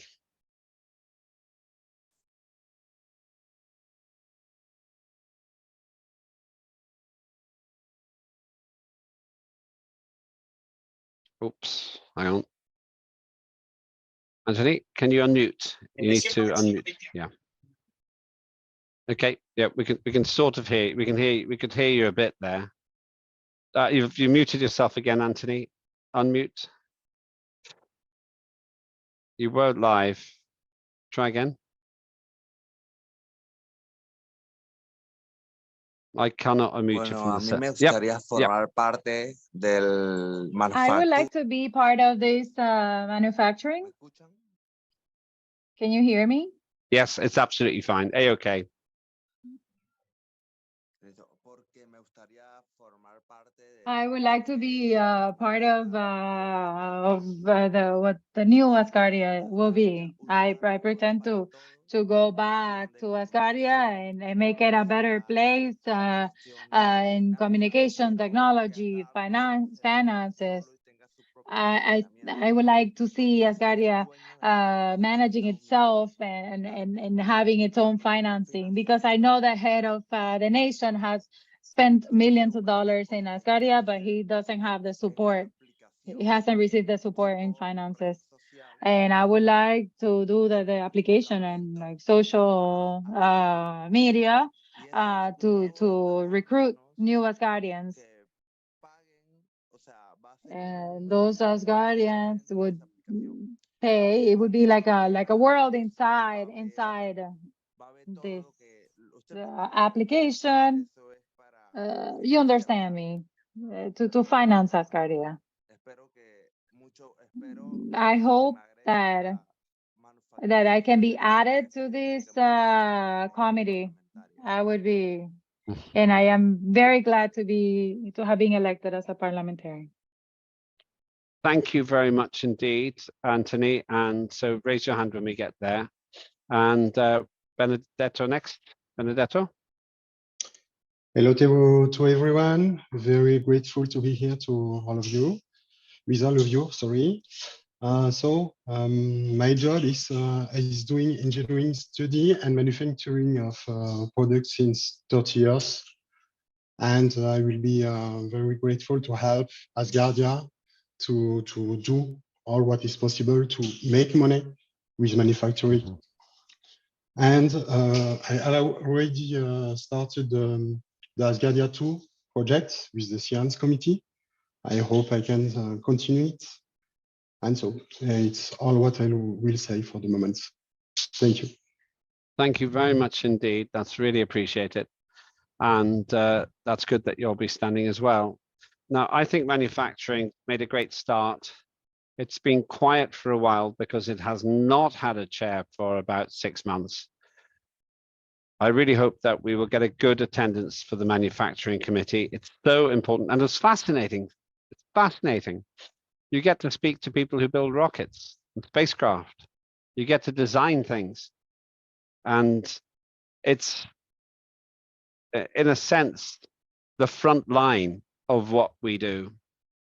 It's more than just talking here in Parliament. It's getting the things built for space. Let me ask then, who would like to be on the manufacturing committee? Please raise your hands. Okay, just keep raising them. Okay, good. You don't have to raise your hand, Jason. I can see the other one. But it's good, it's appreciated. Right, I'll keep raising them if you want to be on this committee. I will start reading the names out. Johan Pibolet. Sergey Colin, good to see you. Kashif Sheikh. Do you hear me? Yes, Yuan, I can. Oh. Did you want to speak? Sorry, did you want to speak? Go ahead. Yeah. Oh, all right. I'd like to be into the manufacturing committees. Also, I have used a lot of machines. Use and repaired many different machines and also cars. And this is really fascinating, as you said. I have finished. Okay, thank you. Well, then you get on. You will be on this manufacturing committee, Okay. and we put you down as so that young people is going to be on it, and I'm just great because we need people Okay. who know how to do this. Sergey Colin, we have. Oh, okay. We have. Oh, sorry, Jason. Did you want to speak? Sorry. So yeah, go on, Jason. Yep, go on. Yep. Sorry, I thought you were just raising your hand to. Yeah. Okay. I'd like to say that I'm interested in manufacturing because I'm in 3D manufacturing for a very long time. And what I do, I like to make a product. I like to make donor really functional. And I make this is my company. And I like to show you this is what I want to show you. And this is my manufacturing area. Okay. So all my 3D products. And so that's what I do. And so now sorry. So what I'm trying to show you is that I have a 3D farm, and I've been doing this with the company. This is the company I work for. Well, You got this is problems the with the company I background there, work but for. This is NAFTA. And my goal is to help you guys manufacture product here. And that way, whatever you have idea, I can make them here. And I'll let you make it stand for a share function on manufacturing. And that's what I'm here for. I want to be able to be part of the stuff, and I can make it happen with no resource. So if I'm like to how you did our being for the share version of manufacturing, so I can make a litigation, build a product, and what will you die and what will diet. So that's what I want to say. That's it. thank you. Thank you. Well, we'll put you down, Jason, for manufacturing. You already manufacture, as you just showed us. So you are already a practitioner, as is Joanne. So Jason Berry on that list. We've got Sergey Colin, Kashif Sheikh, Anthony Atentio, Jose Nicholas Marquez Pereira. I'll just wait for a minute while you're catching up. Right, we've got Benedetto Professor, Tufan Atmaka. Okay, so we've got 8. Oh, sorry, and Mamun as well.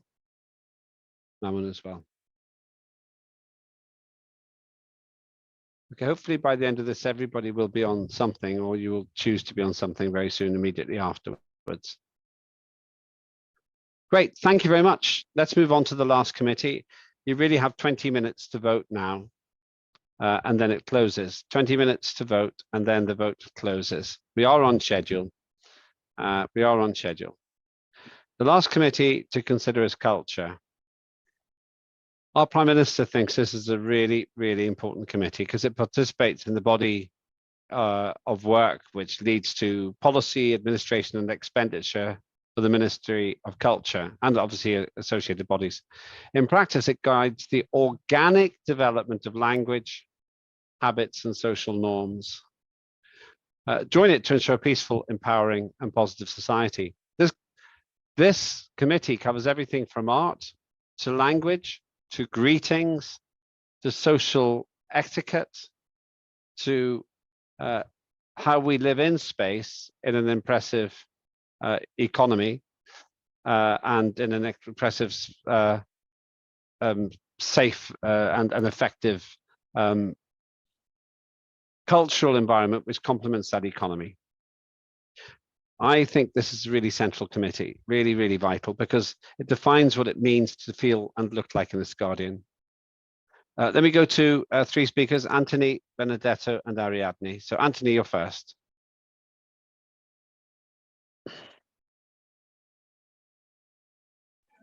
Aló, dígame.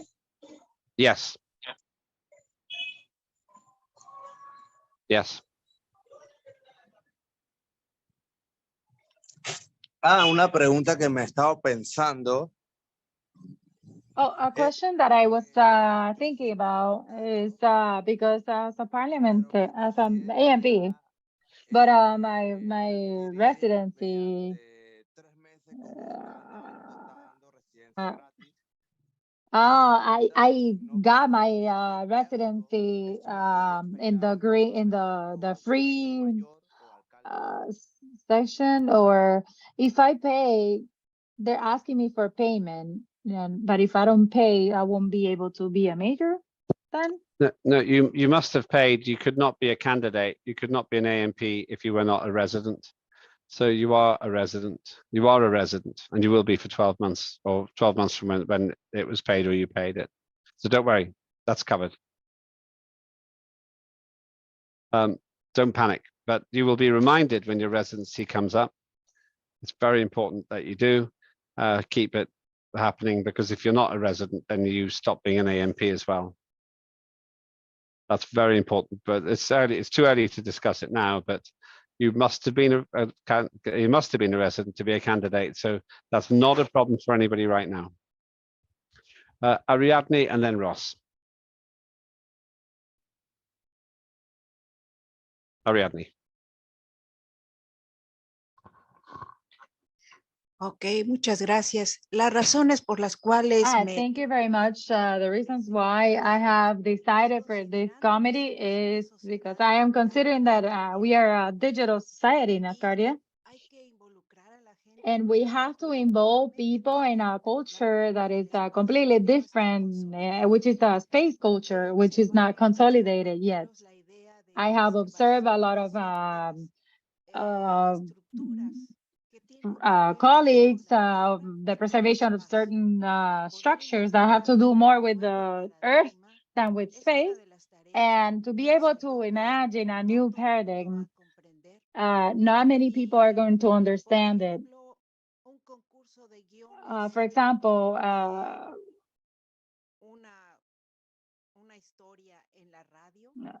guide of history on the radio on how people what people think of Asgardia. That would be great in a contest, a radio contest, to be able to penetrate in the ideas of how people would like to express, not only with literature, but also with the spoken word. And in different parts of the cities where Asgardians can get together. Because yesterday, that our head of nation told us yesterday that involving with our society, we have been very limited, because exactly when we needed to be involved with more was during the pandemic. But in this moment, things have changed, and it is very positive for everybody to be able to create theater groups, exposition groups, to be able to make radio guidelines. And so that people can think, well, I haven't thought of that before. Maybe they are looking at a different future that we haven't thought of yet. Or maybe the things that we only see in the movie theater.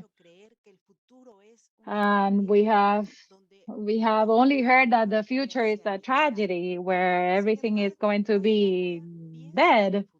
but Asgardia is thinking of the future and is thinking positively about the future. Therefore, it's our job to enhance the values of the humanity and doing a lot of activities. How a child learns its first steps, they're very important. The kids are not, you don't teach them how to tell them like how to walk. Oh, let me tell you how life works. The kid plays, understands life by playing. In that sense, we have been born for the second occasion because we are in Asgardia, and Asgardia is being born into space. And that part is very fundamental to be able to understand what we want to be in Asgardia and what we don't want to be. And that is my reason why I am choosing this comedy. Thank you. Thank you very much indeed. Let's go to Ross and then Tawana. I don't want to get too off topic, so I'll keep this brief. But it's just in response to Anthony's point about running for mayor. Yes, citizenship, is covered, but I think there is an electoral fee to run to be mayor, which is €100. So I think you'll just need to check that out to be sure. Thank you. We are a nation, we are a team of nation builders. And I think that's very important to recognize. It's our mission to do that. Tawana.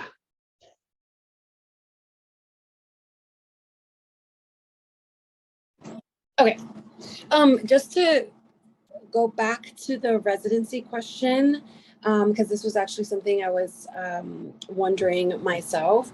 Now that once you become an AMP, which was just a thought off the top of my head, is there a different process to maintaining residency when you become an AMP versus like when you're a regular resident? Or is it the same exact process? You're just renewing your residency? Because my residency is actually getting ready to renew. So that was great that I cannot remember the gentleman's name that brought it up, but Anthony. Yes, that he brought it up. So I just wanted some clarification if at all possible. Okay, simple answer. It's exactly the same for an AMP as it is for a resident. If you're a member of parliament, you pay tax. If you're a resident, you pay tax. So it's exactly the same. An interesting future debate will be what the citizen gets that a resident doesn't get, because we have passed de facto that a resident works for the status of citizen until we have citizenship properly defined, which is why citizenship committee is so interesting. But it's just the same, €100. You get a reminder, you pay it. Lena, the winner, you would like to contribute to this one. Hi.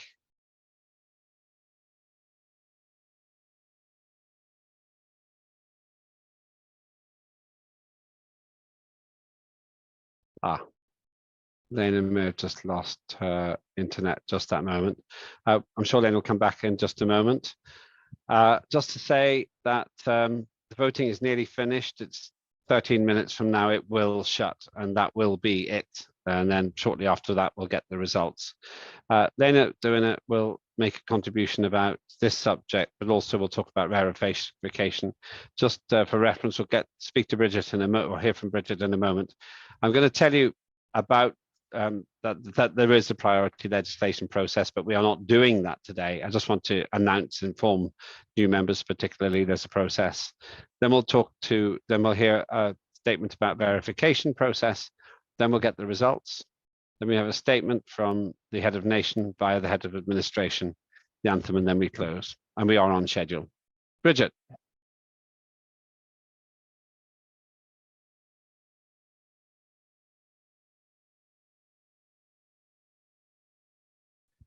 Here's what I understand, though Lena may correct me if I do say something wrong. As far as being an AMP, your membership, your status as an AMP resides on your status as a paid resident of Asgardia. Now, the nice thing about this is if you have solars, you can use your solars to pay for your residency.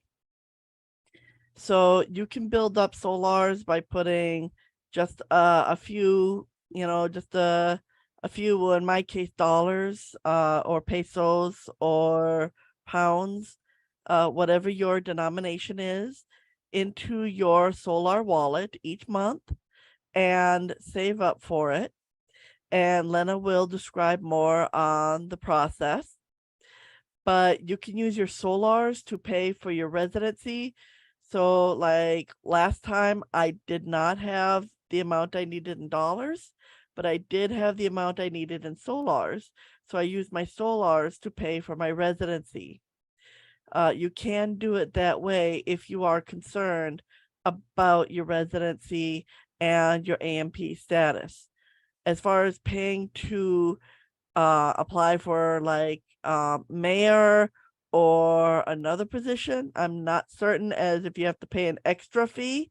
Lena would be able to definitely clear that one up. Thank you very much. And yes, Dana's just got a signal issue at the moment. That's all that's happened there. Oh, she's back. I'm But back. Can you go ahead. Yep, over to you, Dana. Okay, Yes, sorry. it's not great. It's okay now. Yeah, go ahead. The moment I raised my hand, everything died. Between the past system and the current system. When the previous round of elections happened, it was more than 5 years ago. There was no such thing as a status of residence. So those who applied at the time had a processing fee, because actually the administrative costs for processing each application were even higher than one. Historical facts from more than 5 years ago that applied for parliament, that applied for what used to be called mayors and now is called city representatives. Thank you. Now, And do you want anybody yeah, who is, so no, go on, sorry, yeah. everybody who is a resident and above 18 is entitled to run for any civil servant position. And those are parliamentarians, government posts, city representatives, country representatives, continental representatives. So indeed, as it was yesterday encouraged by the head of nation, it is expected that parliamentarians in their capacity also take on positions of city representatives. We do not use the term mayor anymore. It proved to be confusing. There is a law which defines this entire structure. So if you want, I can also help to run through the existing documentation so we're all on the same page for references. So no, there is no extra fee for doing more work. And while we are talking about the money, in terms of salaries, again, there is a law passed some time ago by yourselves, which defines the structure of payment in solars. But what is allocated is the amount of solars proportionate to the amount of revenue raised. I've seen one of the comments in the chat about the need to generate funding for projects. That indeed is the case. So it's all well discussed, and I understand motivation and the inspiration for things require lots of new investment. They bear a lot of new costs.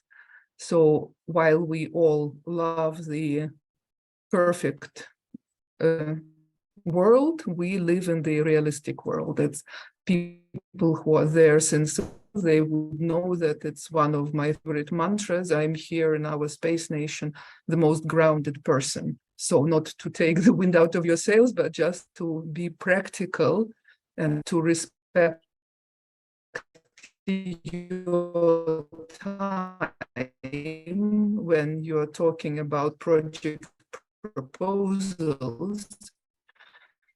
that they need to be always very realistic what's the business plan that comes with it and what's the funding plan that comes with it.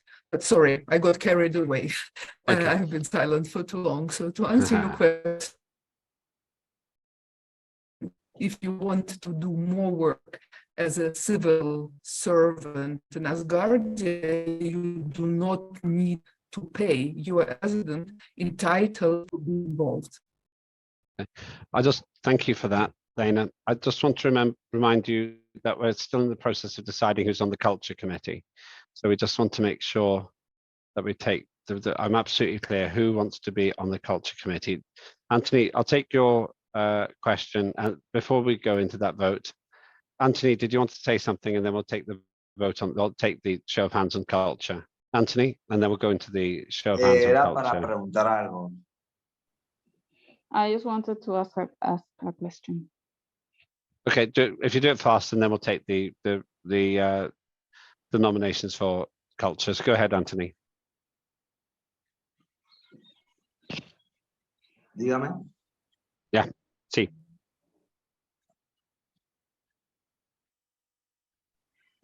Oh. ¿Cómo hago para ganar solares? ¿Se How pueden can I earn dollars? Can they be bought somewhere else than Asgardia? Is that a cryptocurrency? Yep. Oh. How can I buy them? Okay, I don't want to get into that now, really, because we're in the middle of another process. But in short, that is all still being developed. Solars are the same as euros, it's 1 for 1. But at the moment, that's still being developed. It's one of the big areas for finance, the Finance Ministry and the Finance Committee. So we can come back to that, but there'll be more to discuss on that in the future. You cannot buy solars yet, but you will be able to buy solars soon once we've got our financial systems up and running. It has been the subject of a lot of work for 3 years now, 3 years, and it will carry on as well. Okay, let's get the show of hands for the Culture Committee then. If you want to be on the Culture Committee, please raise your hands now.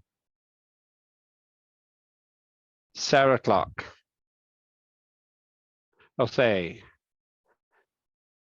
Nicholas Marquez Pereiro. Ariadne. Anna Irina David. Jean Martinelli. Zayda Zinath Tasnim. Kenneth Adeline. Ross Cheesewright. Air Marshal Naresh Verma. And Ekeobi Ekwevi.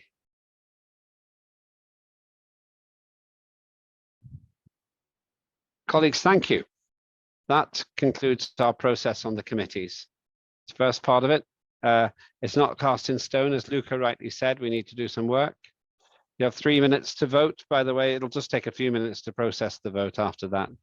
But this is not the end of the process. That's 50% of Parliament has had the chance to make decisions. And I think there's a fairly reasonable spread there. Okay, so thank you for that. You've got 3 minutes to vote. Let us therefore go to the next item. It's very quick, and then we go to a clarification on verification and then the results.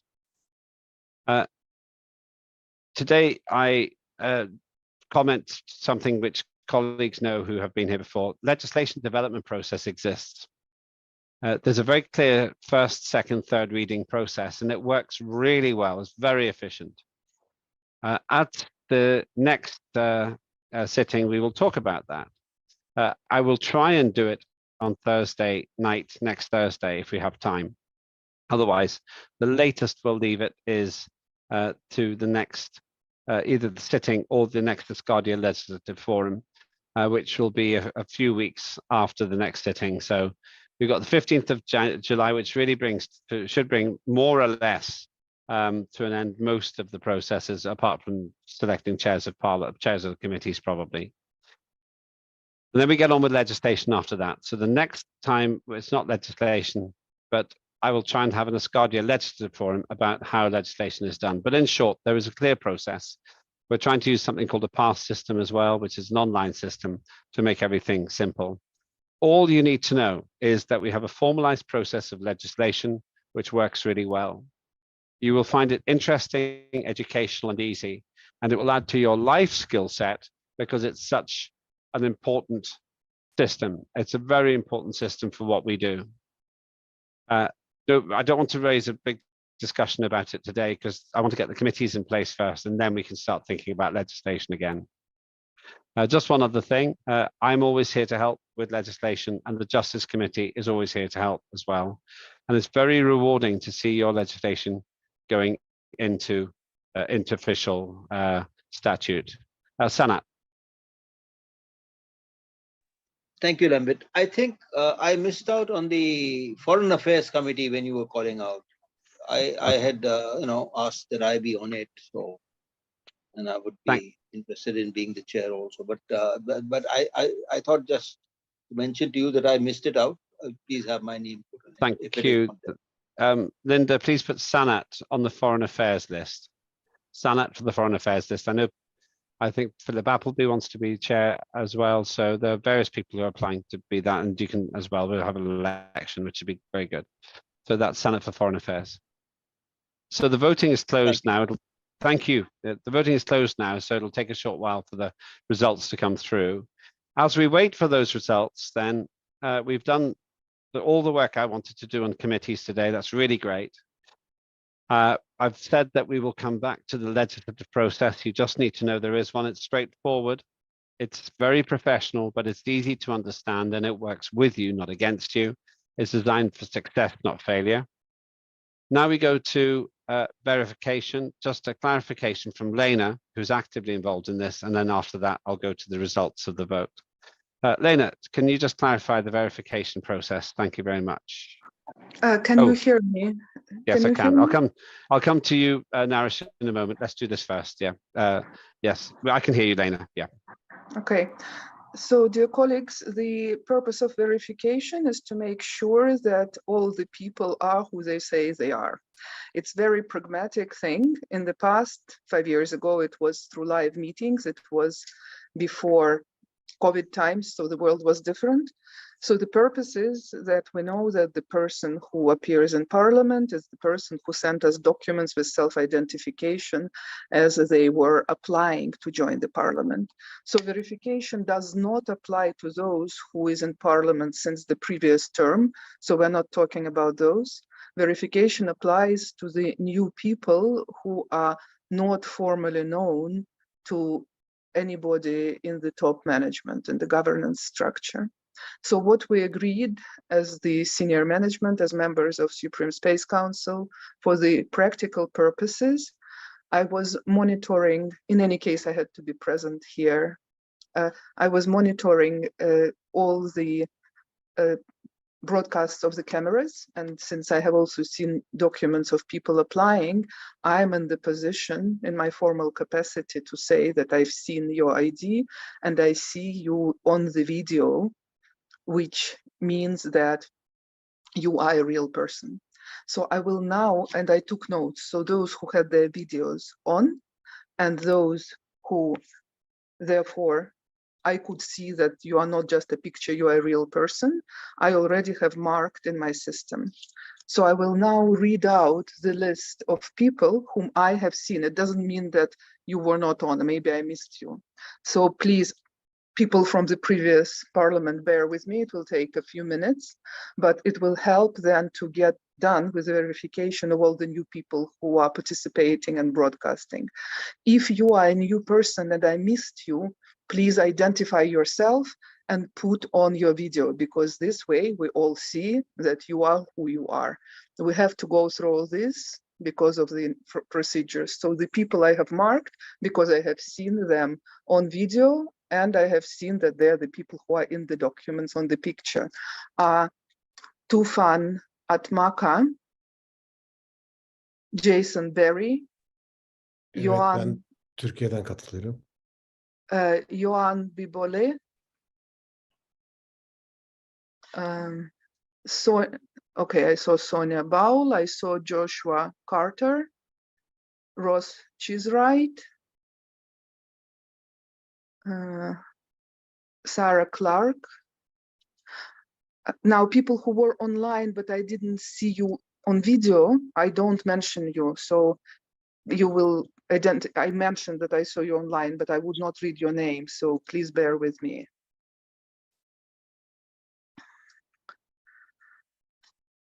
Ana Elena David.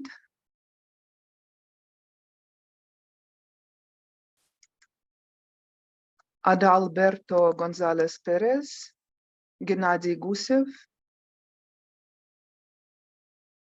Teresa Jones,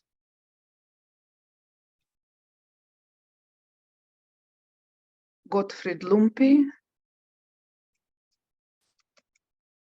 Victor Meya Torres, Carlos Olortegui, Eren Omurzak, Benedetto Professo,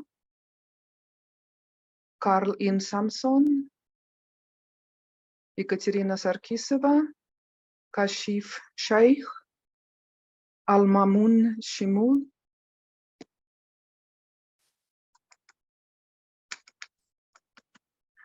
Saida Zinat Tasnim, Robert Thomas, Tajuana Williams,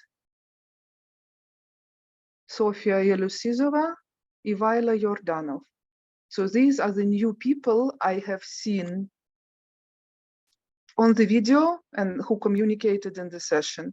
So if you are a new person, you are in the session, but I have not mentioned your name, please identify yourself and put your video on. Then we also can very quickly get done with your verification.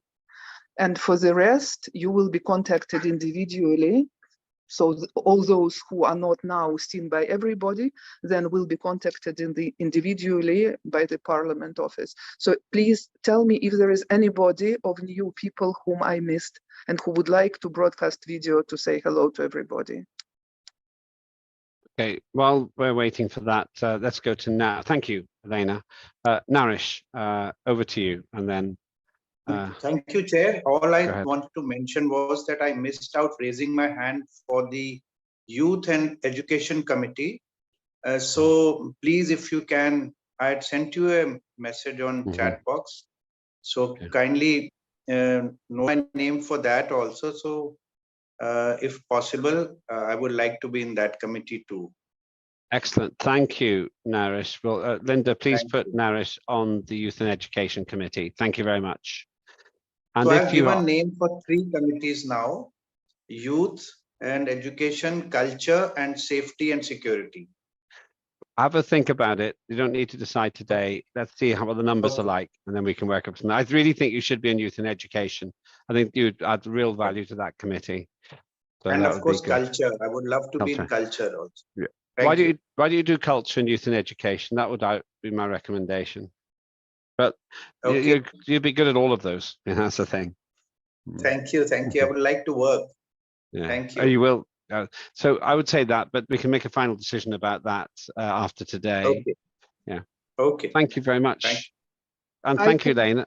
Go on, Lena. I would like to add that I see in the meantime that Jason Colby has put on the video, so I can also confirm that it's the same person as on the documents which were submitted. Anybody else wanting to identify themselves, please send us a message, or we are done with this part. I think that's it for now.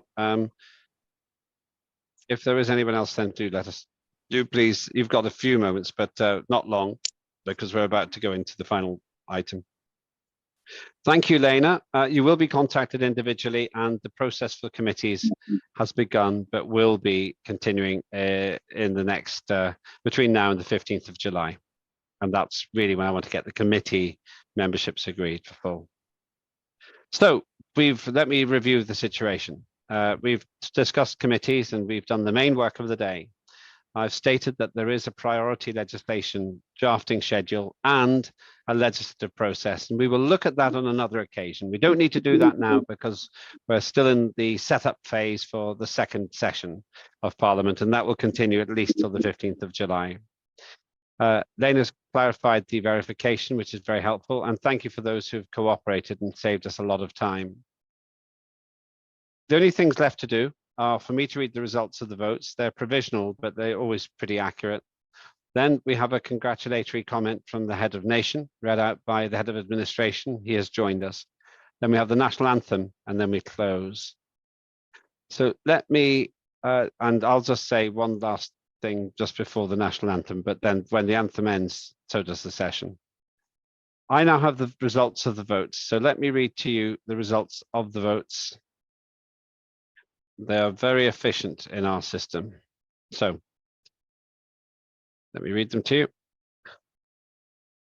These are the results from the first sitting of the second session of the Parliament of Asgardia, the world's first space nation.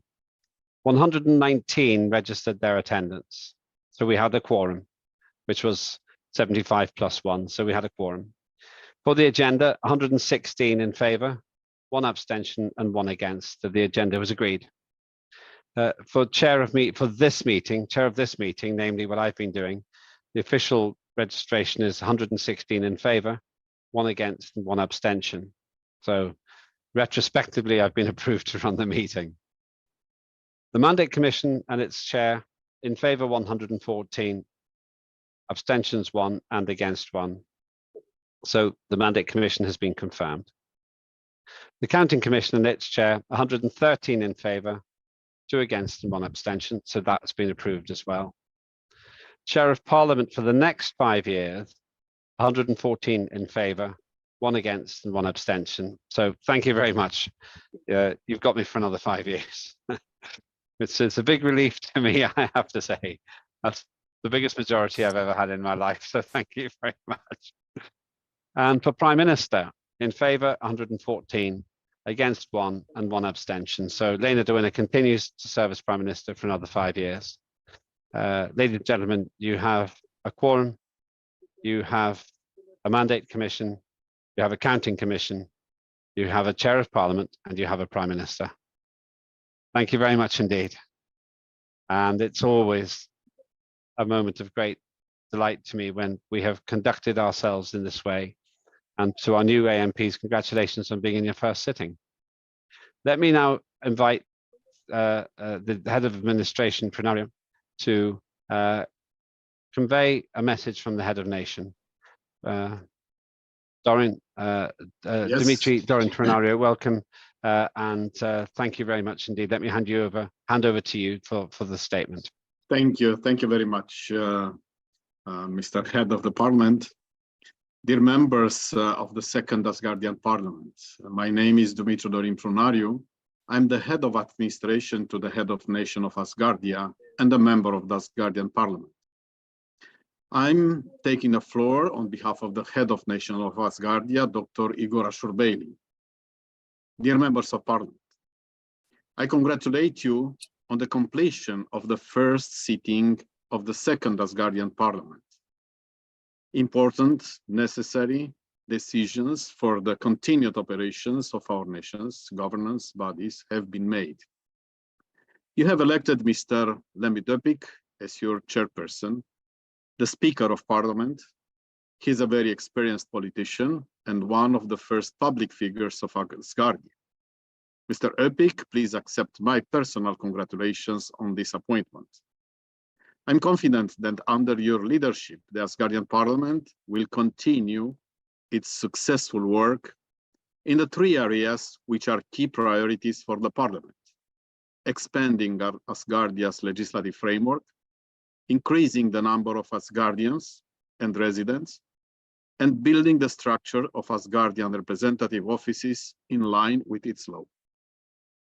I congratulate also Mrs. Lena de Winne on her appointment as Prime Minister of Asgardia. Lena has been with Asgardia ever since the day it was founded, and over the years has greatly contributed to development at various stages of our young nation's life. Continued operations of the Asgardian government under her leadership will ensure the continuity of best practices and the continued pursuit by the executive branch of those already evolving areas of activity. I wish everyone to be productive for the benefit of Asgardia.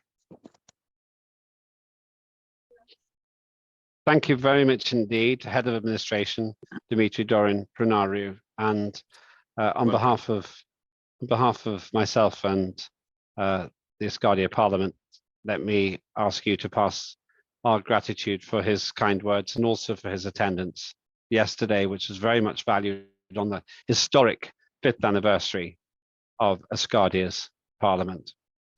Right, be sure I will do it. And I extend my thank you, and I extend my congratulations on behalf of Parliament to you, Lena de Winnan, as the Prime Minister for the next 5 years. The last two things I want to say are one practical and one general, one personal really. The practical one is that we will have the next question and answer session, as usual, next Thursday. The details will be shared by the parliamentary coordinator. Provisionally, I believe it will be at the usual time for the people who've been here before, but we will just confirm the time. That's on the 29th, and I believe it will be at 1800 UTC. There is no chairs meeting because we haven't got chairs yet. 1800 UTC for the meeting. It's an informal question and answer. Please attend, because we'll start talking about all kinds of things there, which are very practical. And at a personal level, let me say that these sessions always take a long time to organize, and they're always very stressful when we run them. But I want to thank our interpreters. They are absolutely superb, and they're friends, and they do a great job. I just hope that we can get more interpreters for more languages soon. I want to thank the team. They work continuously. When I'm looking down like this, I'm communicating with the team. We run a superb digital office across 10,000 kilometers, but you would not know it. It's just a delight to be in a team so professional. And as I said at the beginning, this is the most professional Zoom online community you will ever experience. And finally, thank you to you. Welcome to Parliament if it's your first time. Welcome back if it's not. Let's make these next 5 years a period of delivery. And my commitment is to turn those ideas into action. That's why I stood again. And that's what you'll get from me. I'm a realist. I know what we can do. Let's give ourselves the opportunity. So the final thing we do is we run the national anthem. And I'm going to go into that now. I would ask all of you to, you can sit down, you don't have to stand up or anything, but all of you to reckon, we got to 76 people today. So I close it when we get to 50% minus 1. So that would be 30, 36, 35. We're quite good at this, 40, 35. When we get to 36, then I will shut it down. So thank you very much, everybody. We'll see you on Thursday. And welcome to Parliament, and welcome to the future of the human race in space. Linda, can you play the national anthem, please?